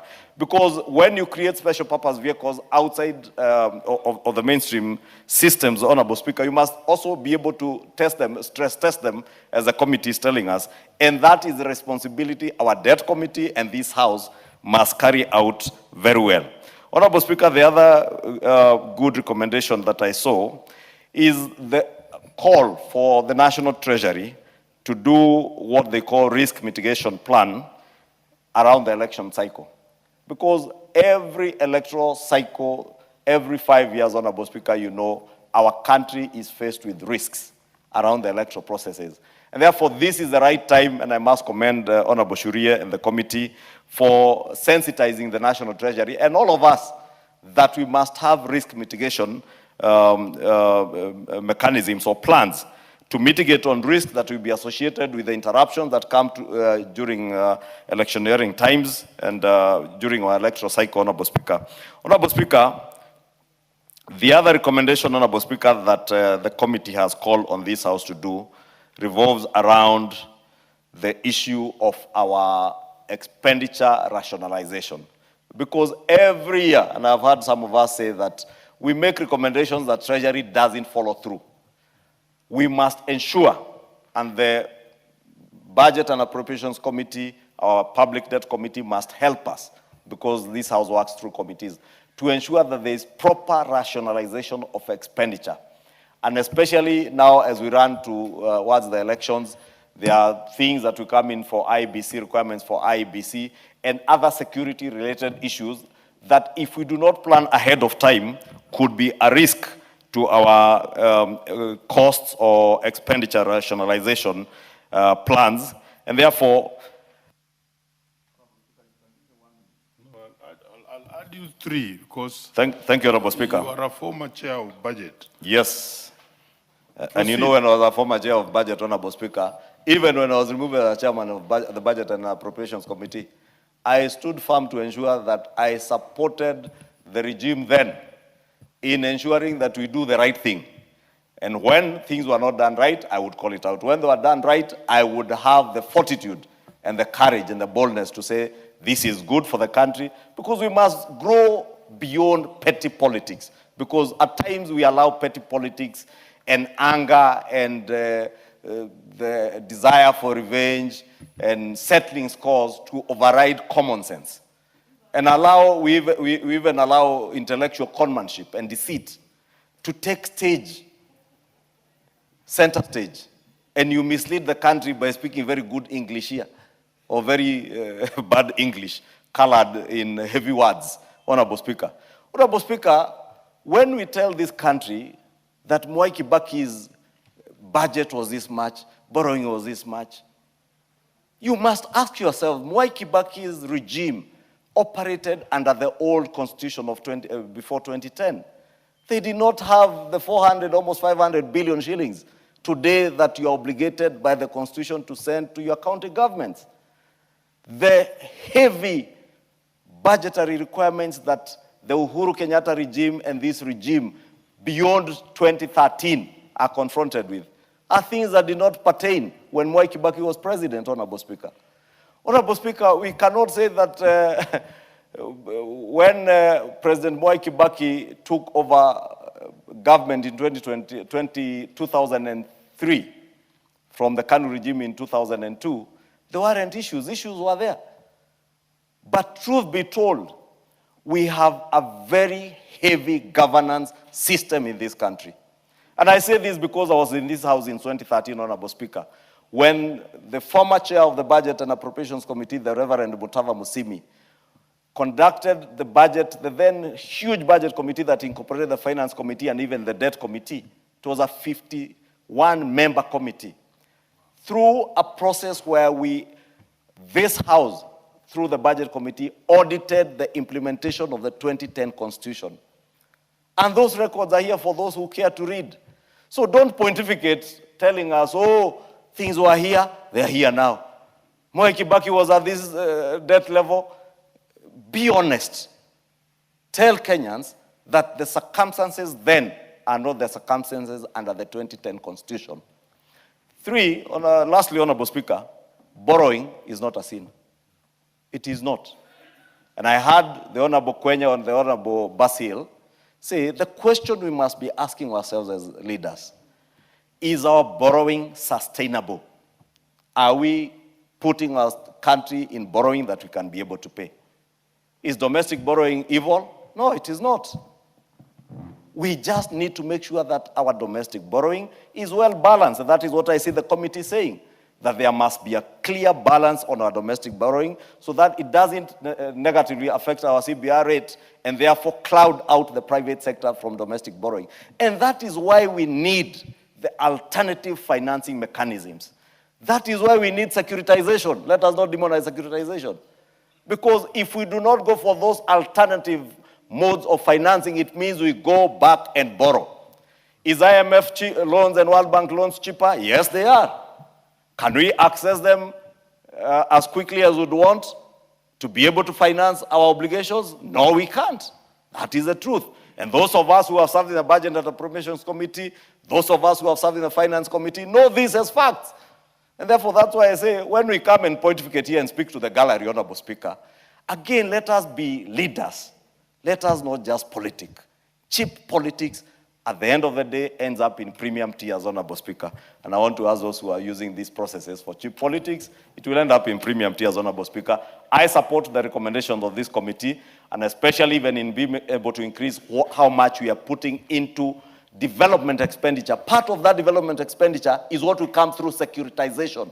Otherwise, we run the risk of taxing Kenyans more or borrowing more. That balance is what we need through alternative forms of financing. And so long as it's done responsibly, as the debt committee is asking us to do, so long as we balance how we borrow domestically and externally, and whether it's commercial or concessional loans, Honorable Speaker, we are good. Honorable Njikumuya. Thank you, Honorable Speaker. Allow me to stand and say the committee has done a good job in its report and in all recommendations. They look okay. But Honorable Speaker, matters of debt and its management are matters that are of concern to every Kenyan, and no one should really have feelings when you are discussing these matters. Furthermore, there is no prescription in this House that you don't speak to the gallery. You speak in this House, within its walls, whether you speak to the gallery, but every member can speak what is in his mind. Honorable Speaker, the debt management in this country are wanting, because if the levels are 55 and we are already speaking at 70 plus, clearly something is not right. Honorable Speaker, the debt management, and I'm happy because I've seen the amendment proposed for PFM Act, are accruing and increasing day in, day out. To an extent, the unborn children are bearing or are also supposed to pay the debt in this country. Why? Because of corruption, because of unclear budgets, because of integrity issues, transparency in budget, accountability in governance. Honorable Speaker, we see empowerment every day in the State House, every day in our counties. Where are these kind of budgets coming from? Honorable Speaker, the unnecessary spending in this country is making this debt continue increasing day in, day out. When the government think of taxes, what of tax evasion? Are the big boys paying taxes or only the small boys paying taxes? This is maybe one area that is making the budget, the balance sheet not to balance, so that we go on asking for money from international aiders or others. Honorable Speaker, could the government think of focusing on matters of production, mainly innovation, tech, which can enhance employability, and which can, issues like manufacturer, which can also enhance issues like export? These are the areas that the 100 government political advisors in the State House should be advising the government. Honorable Speaker, how do we attract the investors in this country? When the young youths demonstrate and they are charged with issues like terrorism, what is the government telling the investors who would want to come and invest in our country? So, Honorable Speaker, all this, including the mismanagement, the corruption, the massive looting, are issues that this House should be discussing. We shouldn't really be comparing ourselves with America, with the countries like Japan, because if it is matters of production, we know how much production is in America compared to Kenya. So, Honorable Speaker, issues like housing. Housing is an avenue that should be left to investors. So when the government want to compete with investors and do things like housing, maybe that kind of money could have been used elsewhere, which would have enhanced a certain area, let's say like exploration of gas or minerals or oil in Turkana and others, Honorable Speaker. Honorable Speaker, I am very happy to see one recommendation on amendment of PFM Act, but I want to ask the committee to be more candid and aggressive in this amendment. What is in my mind, Honorable Speaker, when we are giving the government sometimes an open check, and we say so long as we are not going beyond 55, we are still okay. I think we leave it and we leave a loophole. Maybe what this House and the committee should legislate and make an amendment in the PFM Act is to ask transparency. What are we borrowing such amount of money? For what project such amount of money? We put full disclosure to this House. We approve a certain amount of money that would be borrowed, knowing too well that the money is going to be spent in this area to the last penny. Matters of interest rate. These are issues that the experts should guide the government with. At times we may borrow when the interest rate is at, when the exchange rate is at 100%, then the exchange.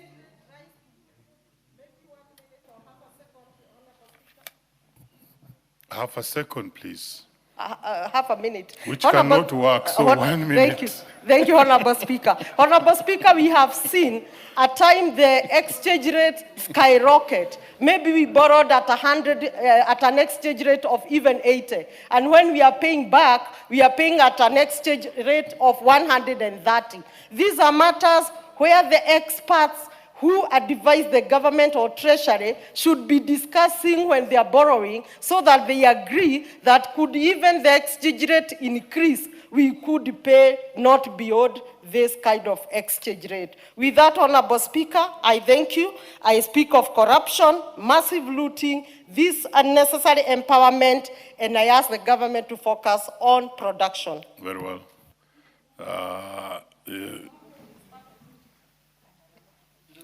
Leader, proceed, Junet Mohammed. Mr. Speaker, I rise to support the report of the committee, Mr. Speaker, on the consideration of the 2026 debt management strategy. Mr. Speaker, debt has been a big problem for this country for many years. But what I'm shocked about, people always remember the current debts.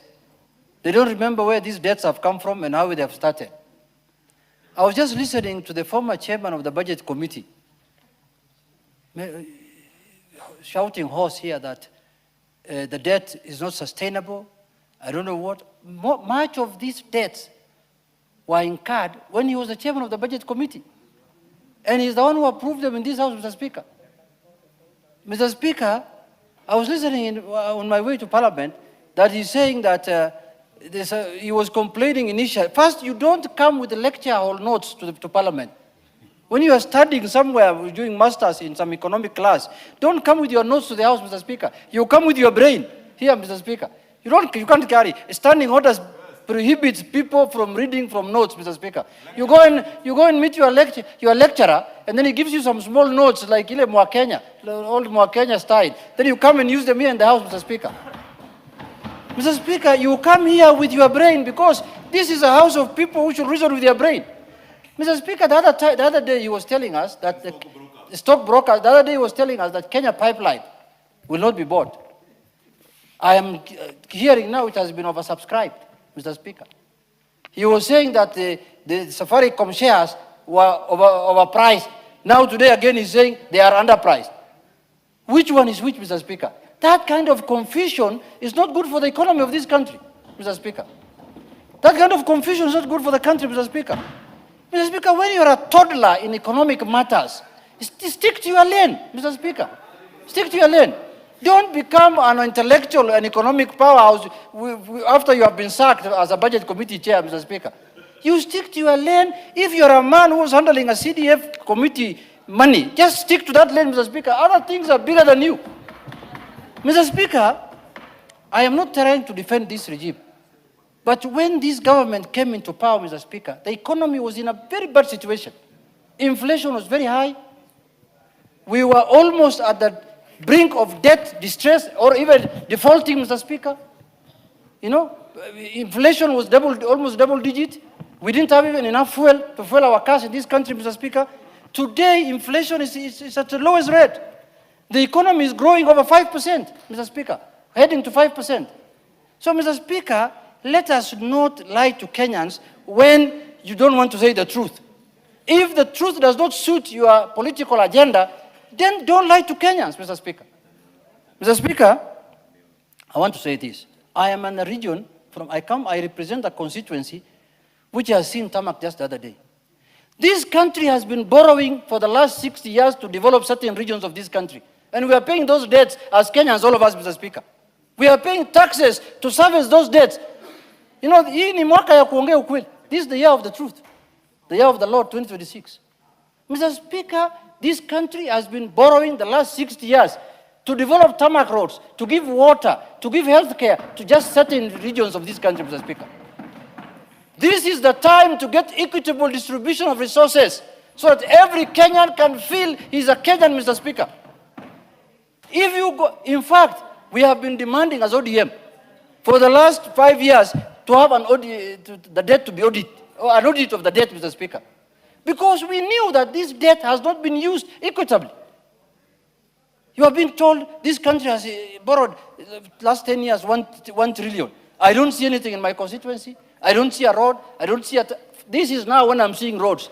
It is now that I'm seeing dams. It is now I'm seeing healthcare facilities being built. It is now that I'm seeing housing being done. Now, Mr. Speaker, the other day, 1,500 housing units have been advertised in my constituency, Mr. Speaker. For the first time since independence. The last group who worked in my constituency, Mr. Speaker, were the colonialists. I have never seen any development after colonialists, Mr. Speaker. The last building, even where the county commissioner is using, was built by the colonial regime, Mr. Speaker. Yes, after the colonialists, we have just been waiting for the government. And this broad-based now is when we have seen things opening up, Mr. Speaker. And Kenya has been incurring debts. Kenya has been collecting debts, Mr. Speaker. Mr. Speaker, these new prophets in town, hii manabii ya uongo, must stop what they are saying, Mr. Speaker. They must allow every Kenyan to enjoy the debt. If we are going to borrow, all of us must enjoy that debt, Mr. Speaker. We cannot borrow for a certain group to enjoy and then we pay together. Have you ever seen? Mr. Speaker, the leader can inform me. Because he's a chartered accountant. Order, Honorable Janet. Senior accountant in the country. It's not your prerogative, but anyway, Leader, proceed to inform Honorable. Honorable Speaker, you know, I've been to Suna, both Suna East and Suna West, and it is indeed true. And I wanted to inform the Honorable Junet that courtesy now of the alternative financing models, Suna West, Suna East, many parts in Migori County, and he can attest to that, are now seeing new markets being built, affordable housing being built. In fact, I saw a clip yesterday where somebody was saying, now even Jaluo can wave from the balcony. Those guys who patronize Bunga la Mwananchi. But more importantly, Honorable Speaker, what Junet is saying is that debt is not criminal to borrow. Honorable Speaker, you know there are people who have been pontificating here as if this is the first time we are borrowing. What happened, Honorable Speaker, is that in the last regime, debt was not managed. Our public debt was not managed. That is why if you listen to CS John Buddy, he will tell you that, and I have heard even the President say that, and these are facts that you can verify, even from reports by the World Bank and IMF, that out of 6 countries, African economies that were to default or were earmarked, that they were bound to default on their public debt. The only country that never defaulted was Kenya. All the other 5 African economies defaulted. Why? Because there has been deliberate management of public debt. And that public debt management is what we should be speaking to here, not the pontification you hear from people here who are just trying to make cheap political capital to push their village narratives, Honorable Speaker. And I must thank Honorable Junet because he has reminded us that there are many parts of this country that were secluded from development because people borrowed and that borrowing only went to certain parts of this country. And everybody was paying back that debt, Honorable Speaker. So let me inform Junet that I know even the dueling of national highways will go through Migori to Isebania so that we connect our economy to Tanzania and other economies in East Africa. Very well. Proceed to conclude. Mr. Speaker, I want to conclude by saying, you know, Mr. Speaker, I've just learned recently that politicians, when they lose their positions, either chairman of a committee or something, they can become motivational speakers. Mr. Speaker. They go to some hall, they say, oh, if you borrow 10,000, you don't need to put in that scheme, you put in this housing, then that housing is not going to give you money, put it in stock brokers. These are motivational speakers, Mr. Speaker. This country requires serious men and women like the people handling our economy today. People like John Buddy. Yes. Those are the people who can take us far, not motivational speakers, Mr. Speaker. Lastly, Mr. Speaker, as the leader has said, borrowing is not the issue. The issue is how you manage your debt. Even you, when you can borrow as an individual, if you don't manage your debt as an individual, you will be auctioned. So, Mr. Speaker, we must give credit to this government. That's the truth. We must give to this government that they found things that were very bad and they have managed it. They managed to pay the Eurobond.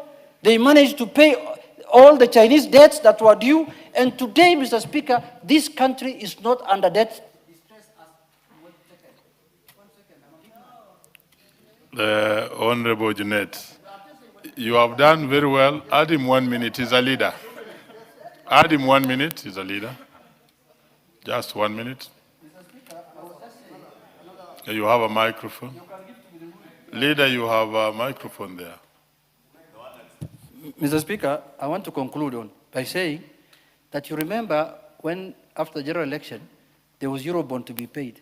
Who borrowed the Eurobond? Who put Kenya in the debt of the Eurobond? People who are destroying now my party or ODM are the people who borrowed those things, Mr. Speaker. And they're using that money now to destroy my party, Mr. Speaker. Thank you very much. Honorable Eric Muchangi. Don't get worried, members will speak to this, and I can see you. Thank you, Honorable Speaker. And allow me, Honorable Speaker, to support this report by this committee. It is, looking at it, it is a good report. And Honorable Speaker, my attention is drawn to only about 2 areas in their recommendations. On the issue of the National Treasury scaling up development expenditure, above the minimum 30%. And Honorable Speaker, one big problem we have in our country is that we borrow finances from all the sources, but not all our resources are utilized prudently, Honorable Speaker.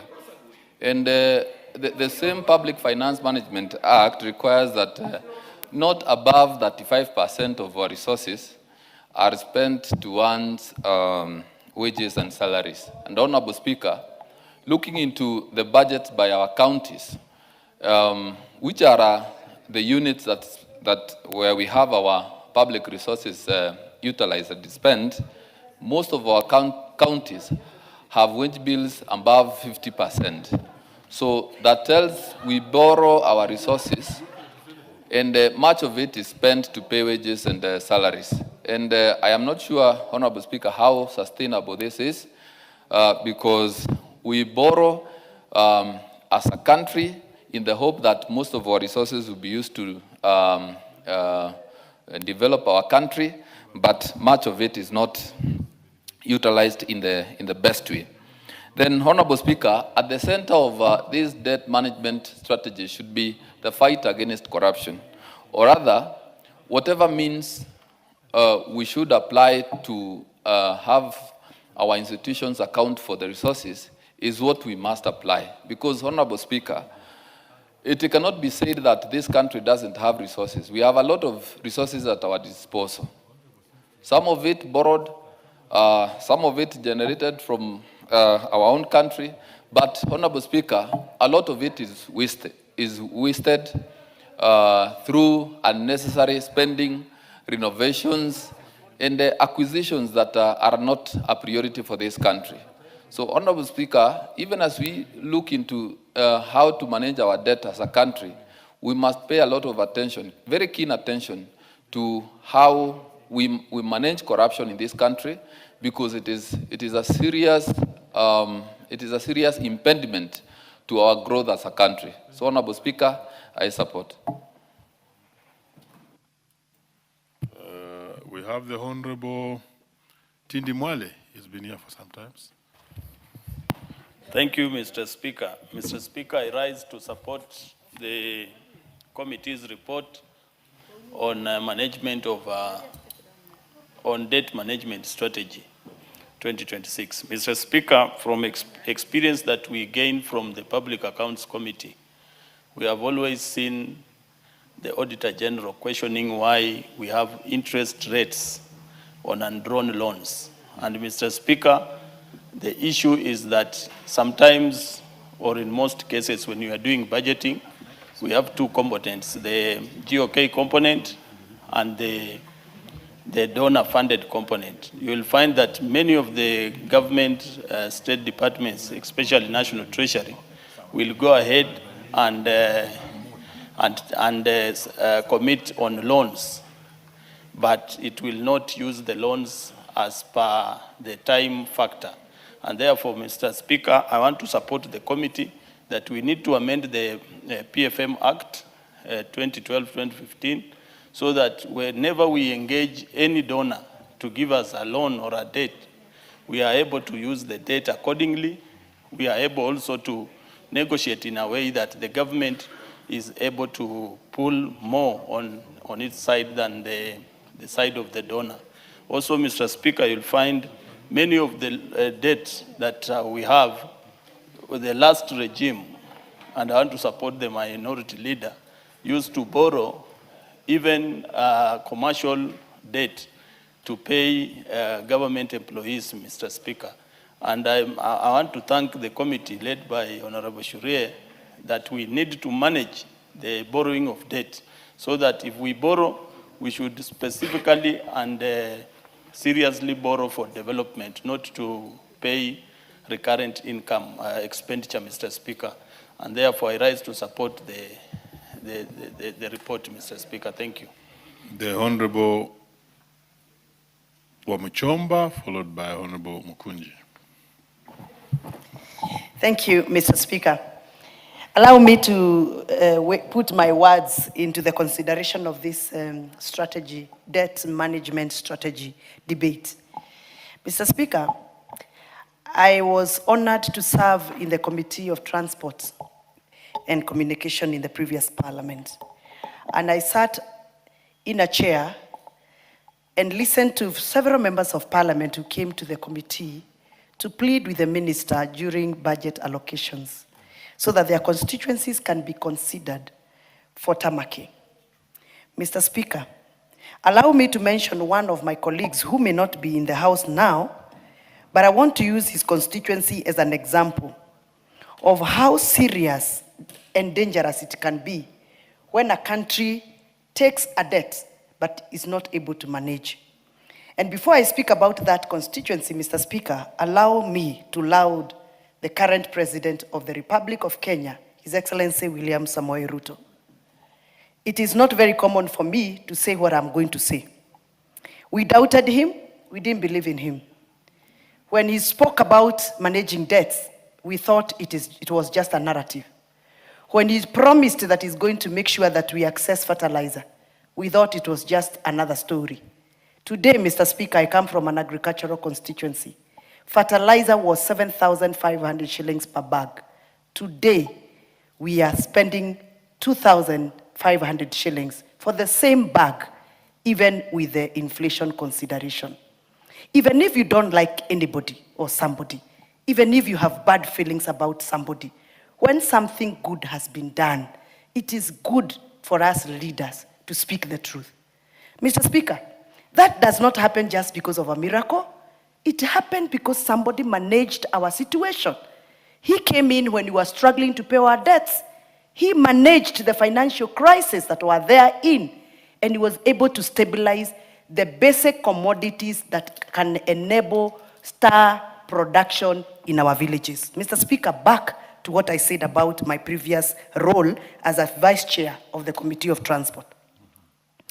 Then when we were debating on which constituency is going to get what, when I was the vice chair, there is this member called Honorable Danson Mwashako Mwakuona, the current MP for Wundanyi constituency. He appeared in the committee last parliament, pleaded with the committee and the minister to be considered to at least get 1 kilometer of tarmac. 1 kilometer. Mr. Speaker, I come from Githunguri constituency. I'm not speaking about 1 kilometer in my constituency. I'm not talking about 20 kilometers in my constituency. I have more. And I sit in this house as a member, like any other member in this house, who has not even a single kilometer of tarmac. Mr. Speaker, even as we speak about our people, our voters, we must remember that we have one fabric called Kenya. And as we speak about some regions enjoying tarmac, enjoying housing, enjoying airports, we must consider those that come from such corners of Kenya who have never experienced a kilometer of tarmac. It will not happen by narratives or theories or proposals. It will only happen by managing our situation financially, including debts. Let us allow the president of the day manage the situation. As a house, we must support him and advise him so that he can manage the situation and ensure that as I receive 2,180 units of affordable housing in Githunguri, all other constituencies in this country get the same share. Mr. Speaker, debts do not have a rubber stamp of who received how many kilometers of tarmac. It is normally referred as a Kenyan debt, not as a regional debt. So as we manage our debt, we must make sure every corner of this country is benefiting from our crisis if we have a crisis, or as our gains if we have a gains. So Mr. Speaker, those that are campaigning in funerals and weddings on how poorly we are performing as a government must also tell us, when they were in that position, what did they do? I am not here to attack anybody, but Mr. Speaker, allow me to put it as it is. You cannot tell us that we are not going to benefit from recovering assets, liquidating our assets so that we can help our people recover from the financial crisis, and you have no alternative solution. For me, as I listen to people speak, I want to hear solutions. I want to see tangible projects.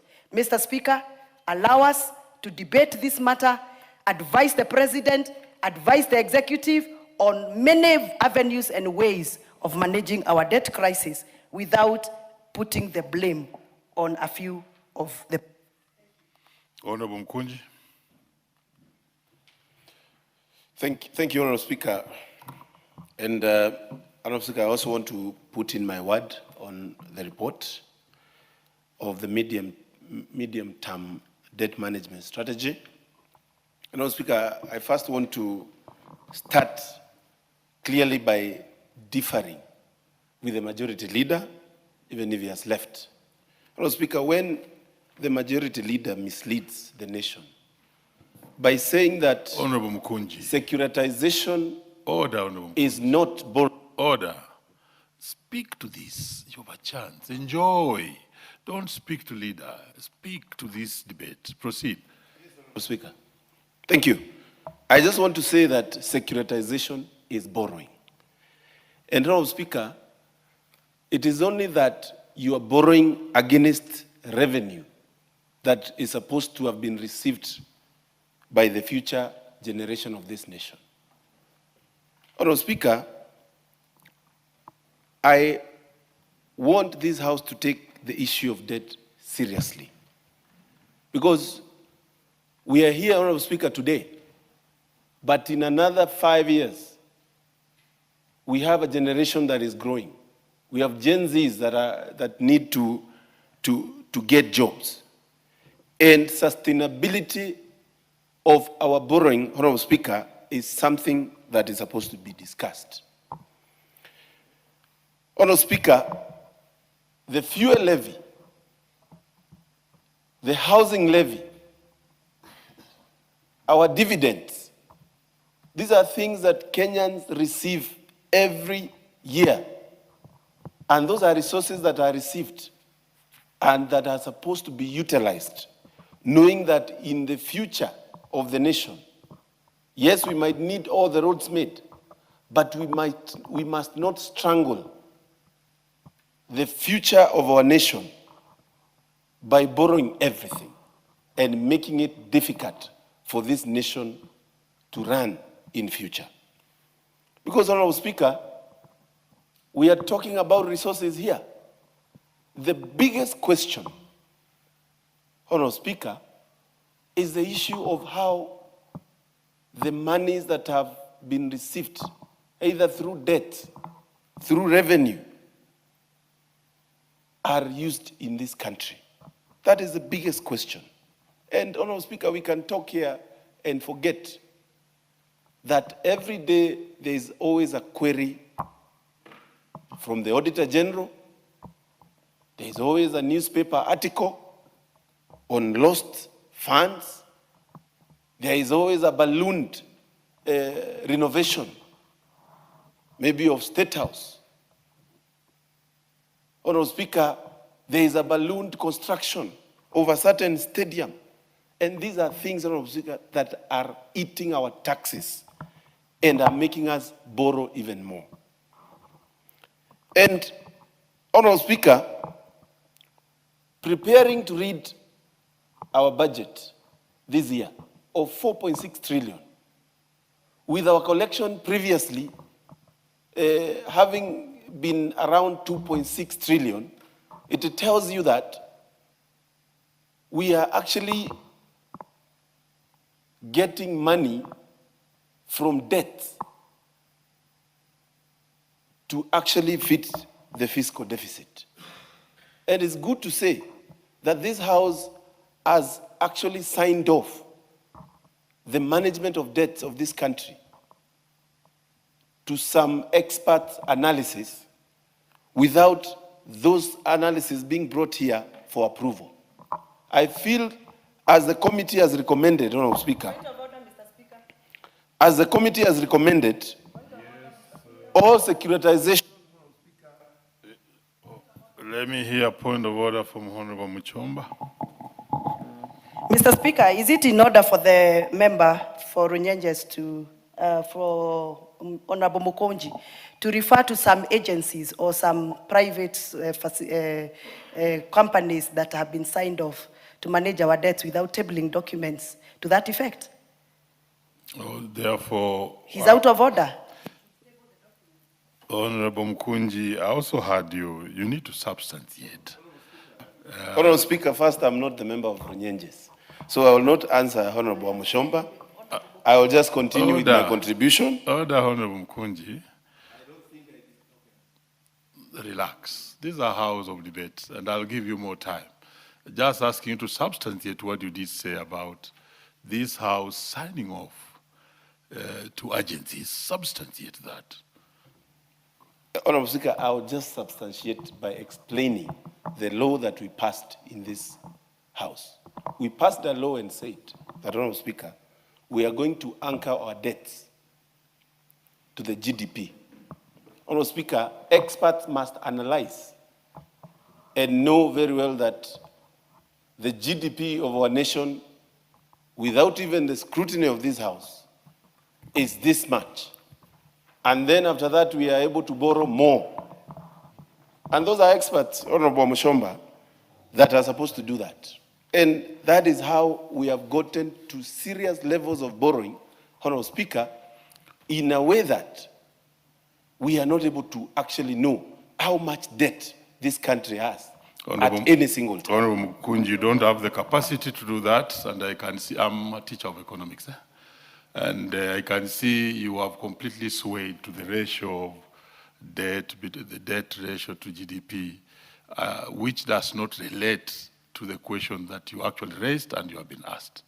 So quickly, I want you to proceed with your debate. Withdraw and proceed. Withdraw what, Honorable Speaker? I am giving my comments of the report that is on the floor. You are unable. Honorable Speaker, when I say, Honorable Speaker, when I say it is experts that analyze the GDP of our nation, am I wrong? Order, Mkunji. You are unable to substantiate. When you are unable to substantiate and you are unable to have facts, you quickly withdraw and proceed with your debate. It's not making you any weak in any way. And we are also helping you to get used to debate. Give him the mic to proceed. Withdraw and proceed. Honorable Speaker, I have to withdraw something that I've said that is supposed to be substantiated. All I have said is it is experts, financial experts, that do the analysis of GDP. It is not this house, and that is, I stand with that. Oh, thank you. So you are misquoted. I was misquoted by Honorable Mushomba. Proceed then.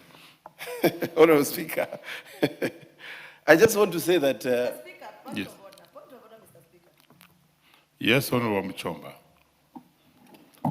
Mr. Speaker, the Honorable Mukunji is out of order because this is a house of records and we must have record to support any debate, especially an allegation of what was done by this house. He's claiming that this house passed on the power to manage debts. How did we pass? Which document did we sign? Where is the document? He must substantiate and table the document. Otherwise, he must withdraw.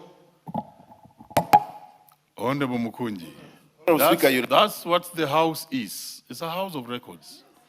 And no, once you are captured clearly, like you put it, and you are unable to substantiate, you withdraw and proceed with your debate. Could you do that and proceed with the debate? Yeah, Honorable Speaker, unless you want me to bring a law that we have passed in this house back to Mushomba for her to read, then, Honorable Speaker, I don't have to even argue on this. No, it is obvious we actually amended the law to ensure we anchor our debt to the GDP of the nation. That is obvious. I mean, it doesn't have to even, it doesn't require any explanation whatsoever. All we need to know is by doing that. Honorable Mukunji, you are out of order.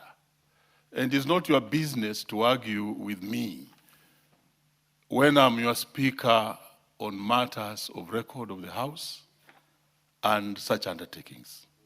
And the debate here should be very easy. When you have the capacity, you speak on something, You explain it when you are asked. When you are unable, you actually honorably withdraw and proceed. That's all we are asking of you. And I want you to grow as a member of parliament in the next coming session. Some of us, I'm sure, we shall not be coming here. We shall be doing something else. So get used to the House. Could you please either withdraw or you forfeit, and I may decide on how to deal with you, because now you want an argument between the Speaker and yourself on facts. Honourable Speaker, as long as I believe what I have said is the correct thing, there is no need for me to say I've withdrawn anything, Honourable Speaker, because this is just law. This is bills that we pass in this House. It was among the first bills that we passed, Honourable Speaker, and it is not even something that is supposed to be argued about, because when you pass a law, it is followed. From then, henceforth, we have not sat in this House to increase our debt ceiling. It is normally looked at by experts, and we are told, now we can borrow this much, or we are told to reduce our debt. It is automatically something that should not be argued about, Honourable Speaker. Very well. I think, Honourable Mukunji, you are unable to withdraw, and you don't want to follow the order and the normal rules that we use in the House. And therefore, I would advise that you proceed to withdraw that. And if you don't want to withdraw, then you forfeit your chance. Honourable Speaker, I will not withdraw, because I believe what I've stated is in the public domain. And, Honourable Speaker, we can talk even up to tomorrow, but the fact of the matter is we changed the law and anchored the debt levels to the GDP ratio, Honourable Speaker, and it's obvious. This is a House of Rules and Order. Let's have the Honourable Ridikiri Murungaru, Ridikiri, speak on this. Thank you, Mr. Speaker. You see, the problem we're having is populism and having substantive debates on a very important matter, like the one that is in front of us. Mr. Speaker, I am of the view that the document that has been presented by the committee contains the key aspect of a policy, and this specific one is the debt management policy. Mr. Speaker, one of the greater problems that we have witnessed a long time ago in this country is borrowing to finance recurrent activities which are not for production. And I want to pick from where Madam Muchomba started from. That we have seen a government that is now focusing on production as opposed to financing activities that don't have long-term effect on this economy. Mr. Speaker, we have seen a serious improvement in the debt management in the sense that the public now are being involved in the debt management of this country. We have seen a lot of transparency in as far as borrowing is concerned.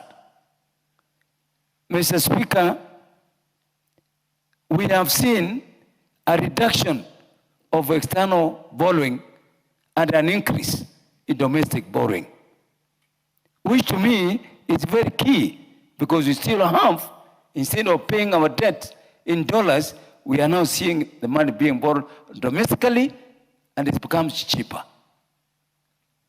We have seen the policy moving towards and raising long-term borrowing at cheaper rates, as opposed to some of the debts that we have with very short period of repayment.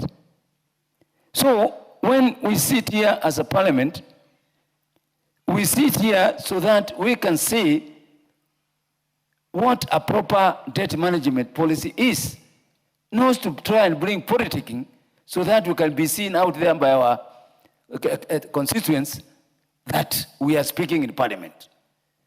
We are here because debt is a very serious issue in this country. I want to congratulate His Excellency the President because the debts that were taken by the first government, by the second government, by the third government, by the fourth government, were all starting to be paid during the current government. And the President has been in front of championing, restructuring, implementing productive programs with the money that is borrowed. So, Mr. Speaker, we can't come here and trivialize and bring politics. This government is serious on matters of agriculture. And how I wish majority of the money that have been borrowed for all this by all this government were being put in agriculture. We will not be talking about food as a scarcity of food in this country. If we put a lot of money that was borrowed in sectors like water, we will not be talking about the effect of drought. Mr. Speaker, I stand to support this policy because it is simple and very clear that the government is now focused to deliver, and anything that is going to assist this government to deliver, it must be supported.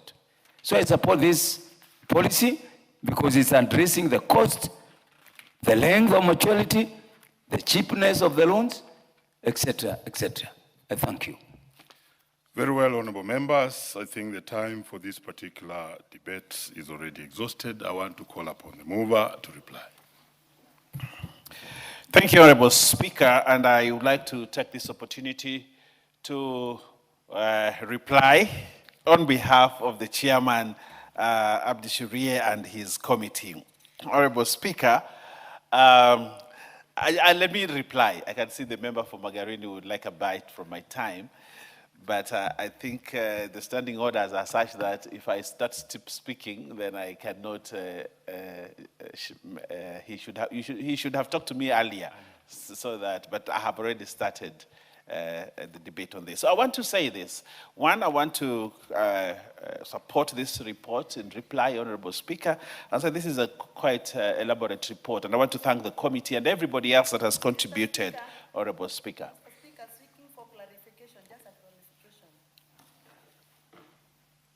Yes, Honorable Muchomba.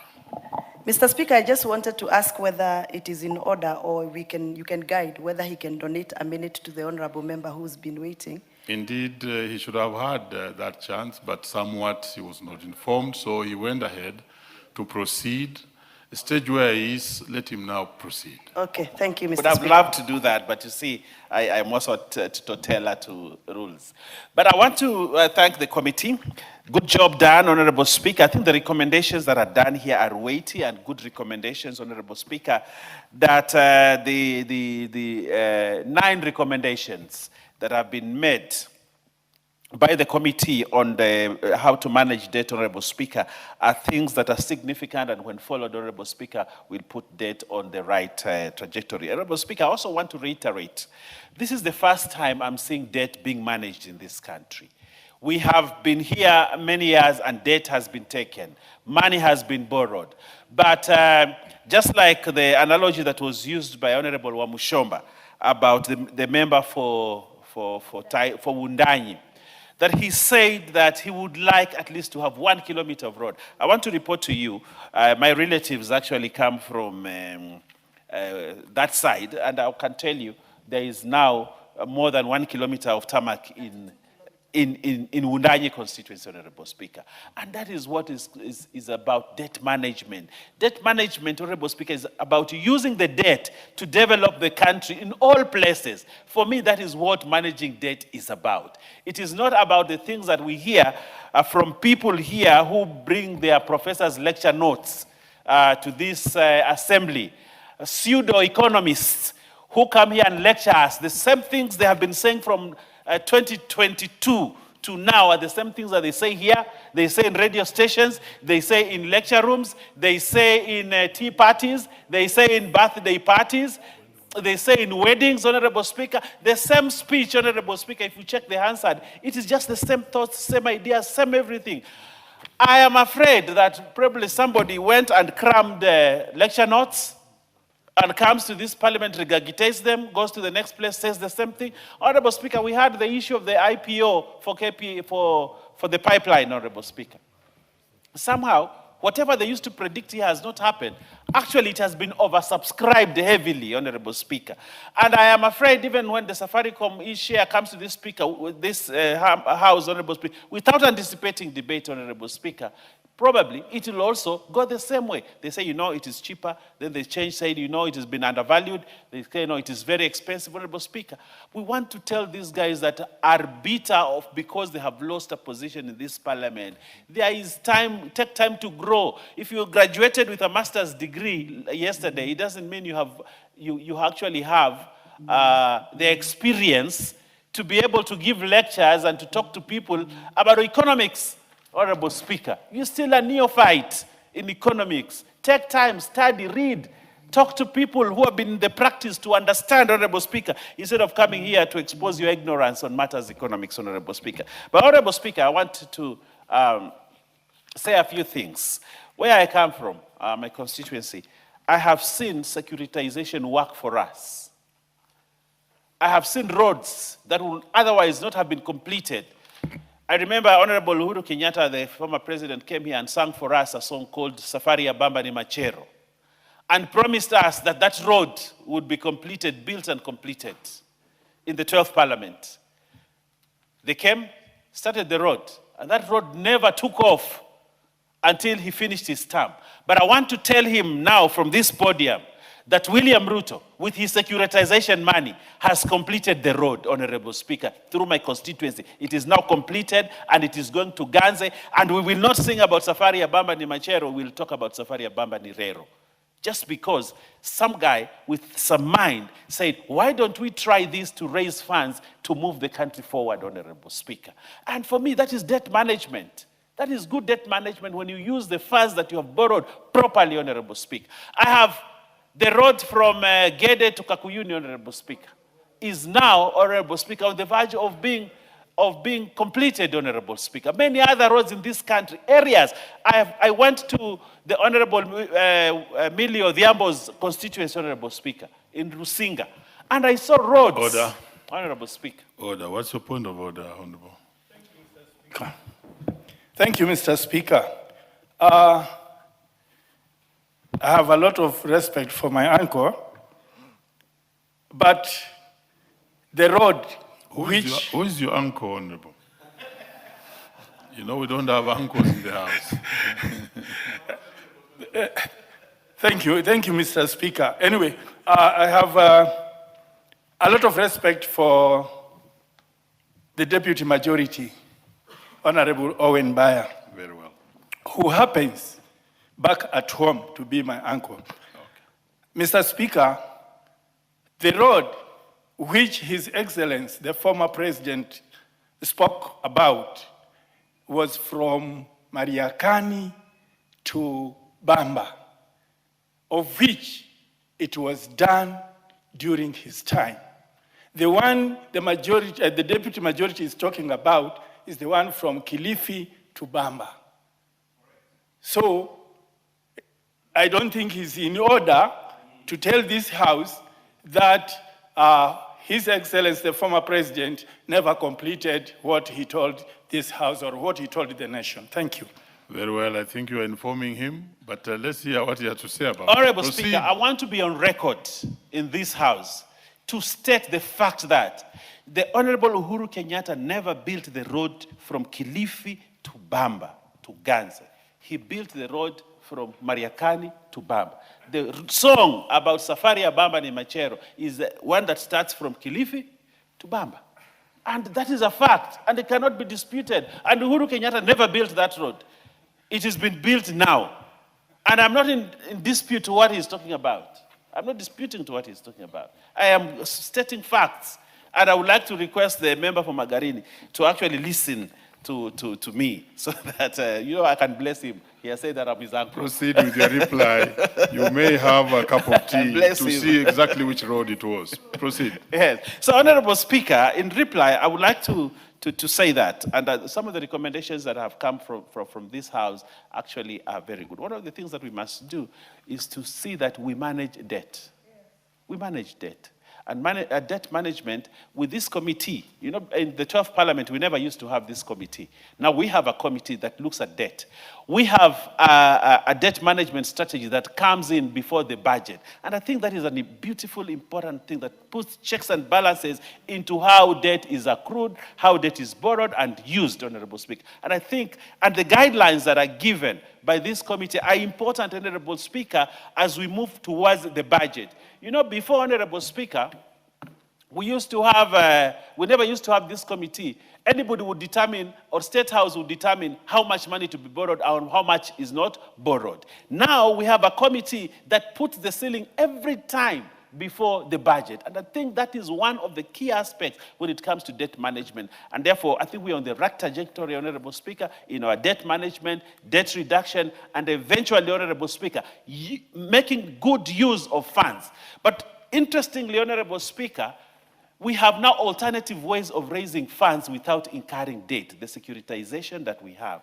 And it is a good way of raising funds to do our projects off the book. And what is wrong with doing things off the book?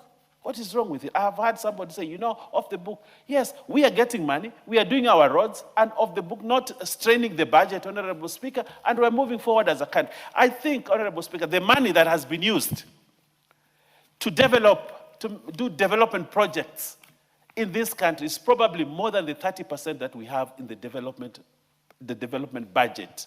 More than that. We have seen the housing, we have seen the roads, we have seen Talanta, we have seen Bomas, we are seeing many other development projects coming. We have seen the Roni Road, we are seeing the Mau roads, all these roads, Honorable Speaker. If we were to restrict ourselves to the budget, Honorable Speaker, we would not have done anything. But thank God for this government, Honorable Speaker, that is able to think outside the box without incurring and increasing debt, Honorable Speaker. We are moving forward as a country. So I want to thank the committee and say congratulations for this good document. And I want to request Treasury to study this so that as we move forward, we are able to manage our debt well, use the resources well, and develop every part of this country as it should be, Honorable Speaker. I thank you, Honorable Speaker.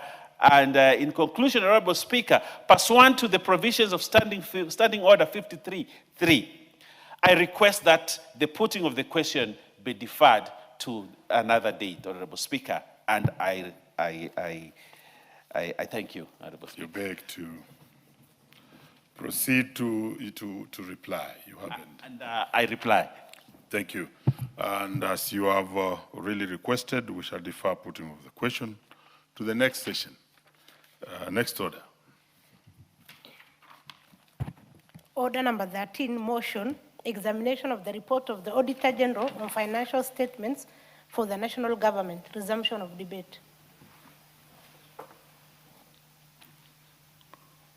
Resumption of debate. Who was on the floor?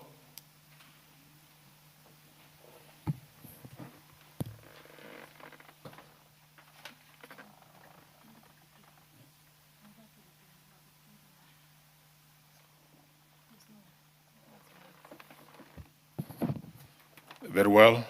There was no one who was on the floor. And if there's no further interest in that one, I may call upon the mover to reply. Honorable Tindi Mwale. Thank you, Mr. Speaker. Mr. Speaker, I rise to reply. Mr. Speaker, on behalf of the Public Accounts Committee, I wish to respond to the issues and first of all thank the honorable members who contributed to this report, Mr. Speaker. I also want to comment on the issues raised by honorable members during the debate on the committee's report of the Auditor General's report for the financial year 2022-2023. Mr. Speaker, allow me to first of all convey my sincere appreciation to the office of the Honorable Speaker.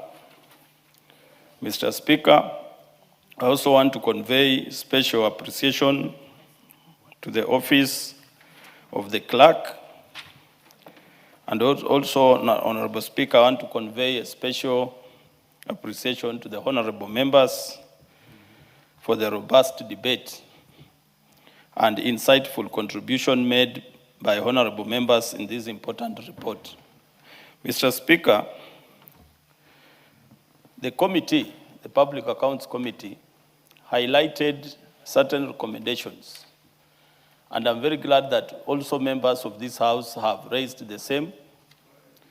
And I want to assure this House that the committee did a very good job on this report, and that this report is going to streamline accountability.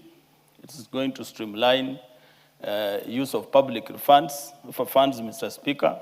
It's also going to streamline transparency when it comes to management of public funds, Mr. Speaker. Mr. Speaker, we have always had challenges with procurement systems. And Mr. Speaker, we have the Procurement and Disposal Act, which the Auditor General has raised pertinent issues about the violation of that act when it comes to procurement practice within the government state departments. This report, Mr. Speaker, has gone further to outline measures and gone further to recommend a reprimand and even as a charge for officers who don't adhere to procurement laws, Mr. Speaker. Mr. Speaker, also we have issues, just as I had raised when I was moving, about the lack of internal audit function. Mr. Speaker, this report has gone further to outline that many state departments lack that function, and if they have it, it's very weak. And therefore, the recommendation is very clear that those state departments that do not adhere to the law of having an internal audit function will face the law, and also the state officers will be surcharged for failure to put internal audit function, Mr. Speaker. Mr. Speaker, we have been debating about the management of debt strategy 2026. This report has outlined an issue about interest on undrawn loans, Mr. Speaker. And this issue, the committee has recommended that the National Treasury needs to commit only on debts or loans that they are able to use satisfactorily. Because you find in many cases, the National Treasury commits on loans, the loans start earning interest, but government is very slow on implementing the projects which absorb the funds, Mr. Speaker. And therefore, the committee also went further to give recommendation about that, Mr. Speaker. Mr. Speaker, in the interest of time, I would have outlined so many other recommendations, Mr. Speaker, but I want to assure this House that the Public Accounts Committee is committed to making sure that the oversight role, in conjunction with the Office of the Auditor General, the oversight role is attained to best levels, and that this House will find better recommendations in this report, Mr. Speaker. Mr. Speaker, just to read, because in the case of revenue allocation formula, this report is the one that will give the guidance on the figure which will be used for the revenue allocation, Mr. Speaker. And I want to read paragraph 27 of the report so that it's captured on the floor of the House, Mr. Speaker. And it goes and says that during the 2022-2023 financial year, total revenue recorded under various revenue statements as received by the national government amounted to Kenya shillings 2,166,911,930,466. representing an increase of Kenyan shillings 138 billion 675 million 90,516, or about 7% when compared to the actual collections of Kenya shillings 2 trillion 28 billion 236 million 839,950 realized in the financial year 2021-2022 as tabulated below. Mr. Speaker, we have a table that is attached in the report, and it goes further to say that the total revenue of 2 trillion 166 million 911 million 930,466 of the financial year 2022-2023 comprised of Kenyan shillings 2 trillion 50 billion 114 million 740,913 as shareable revenue. Kenya shillings 45 billion 990 million 954,879 as receipts from government invest and public enterprise (GIP), and Kenya shillings 70 billion 802 million 234,674 shillings relating to development revenue. In the year 2022-2023 financial year, the total shareable revenue of Kenya shillings 2 trillion 50 billion 114 million 740,913 increased by 7% when compared to the shareable revenue of Kenya shillings 1 trillion 920 billion 434 million 885,078 in the year 2021-2022 financial year. And therefore, Mr. Speaker, the committee recommends that the total national collected revenue amount of 2 trillion 50 billion 114 million 740,913 forms the basis of the sharing of revenue between the national and county government as contemplated in Article 203(3) of the Constitution. Mr. Speaker, you'll find that in this report, we have gone further to talk about duplication of projects. Some projects, Mr. Speaker, are funded by the national government, and at the same time, some are funded by the county government. We have gone further to provide measures in which the National Treasury needs to make sure that only one government funds one project, Mr. Speaker. Mr. Speaker, in the interest of time, I want to stop there and beg that I reply the report, Mr. Speaker. Thank you very much. Very well, Honorable Tindi. We shall defer putting of the question to the next session. Next order.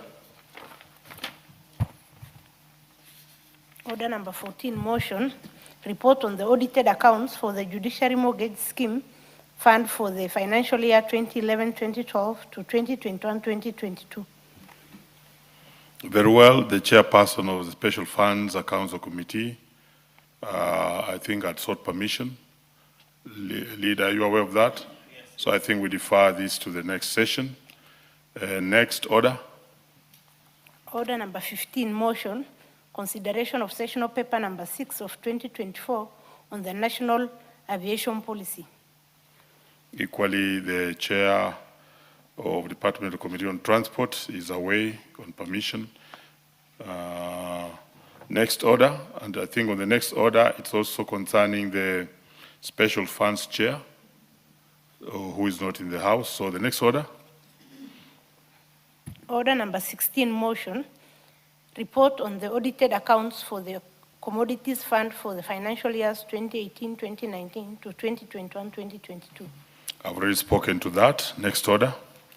Order number 17, ukaguzi kwa asasi zisizo huru kikamilifu za za Jumuiya ya Afrika Mashariki na ushoroba wa kati katika Jamhuri ya Muungano ya Tanzania. Mwenyekiti wa kamati ya utangamano na wa kikanda pia alikuwa amepewa fursa ya kutokuwa hapa sababu ya shughuli nyingine ya kiserikali. Asanteni honorable members. We may be upstanding.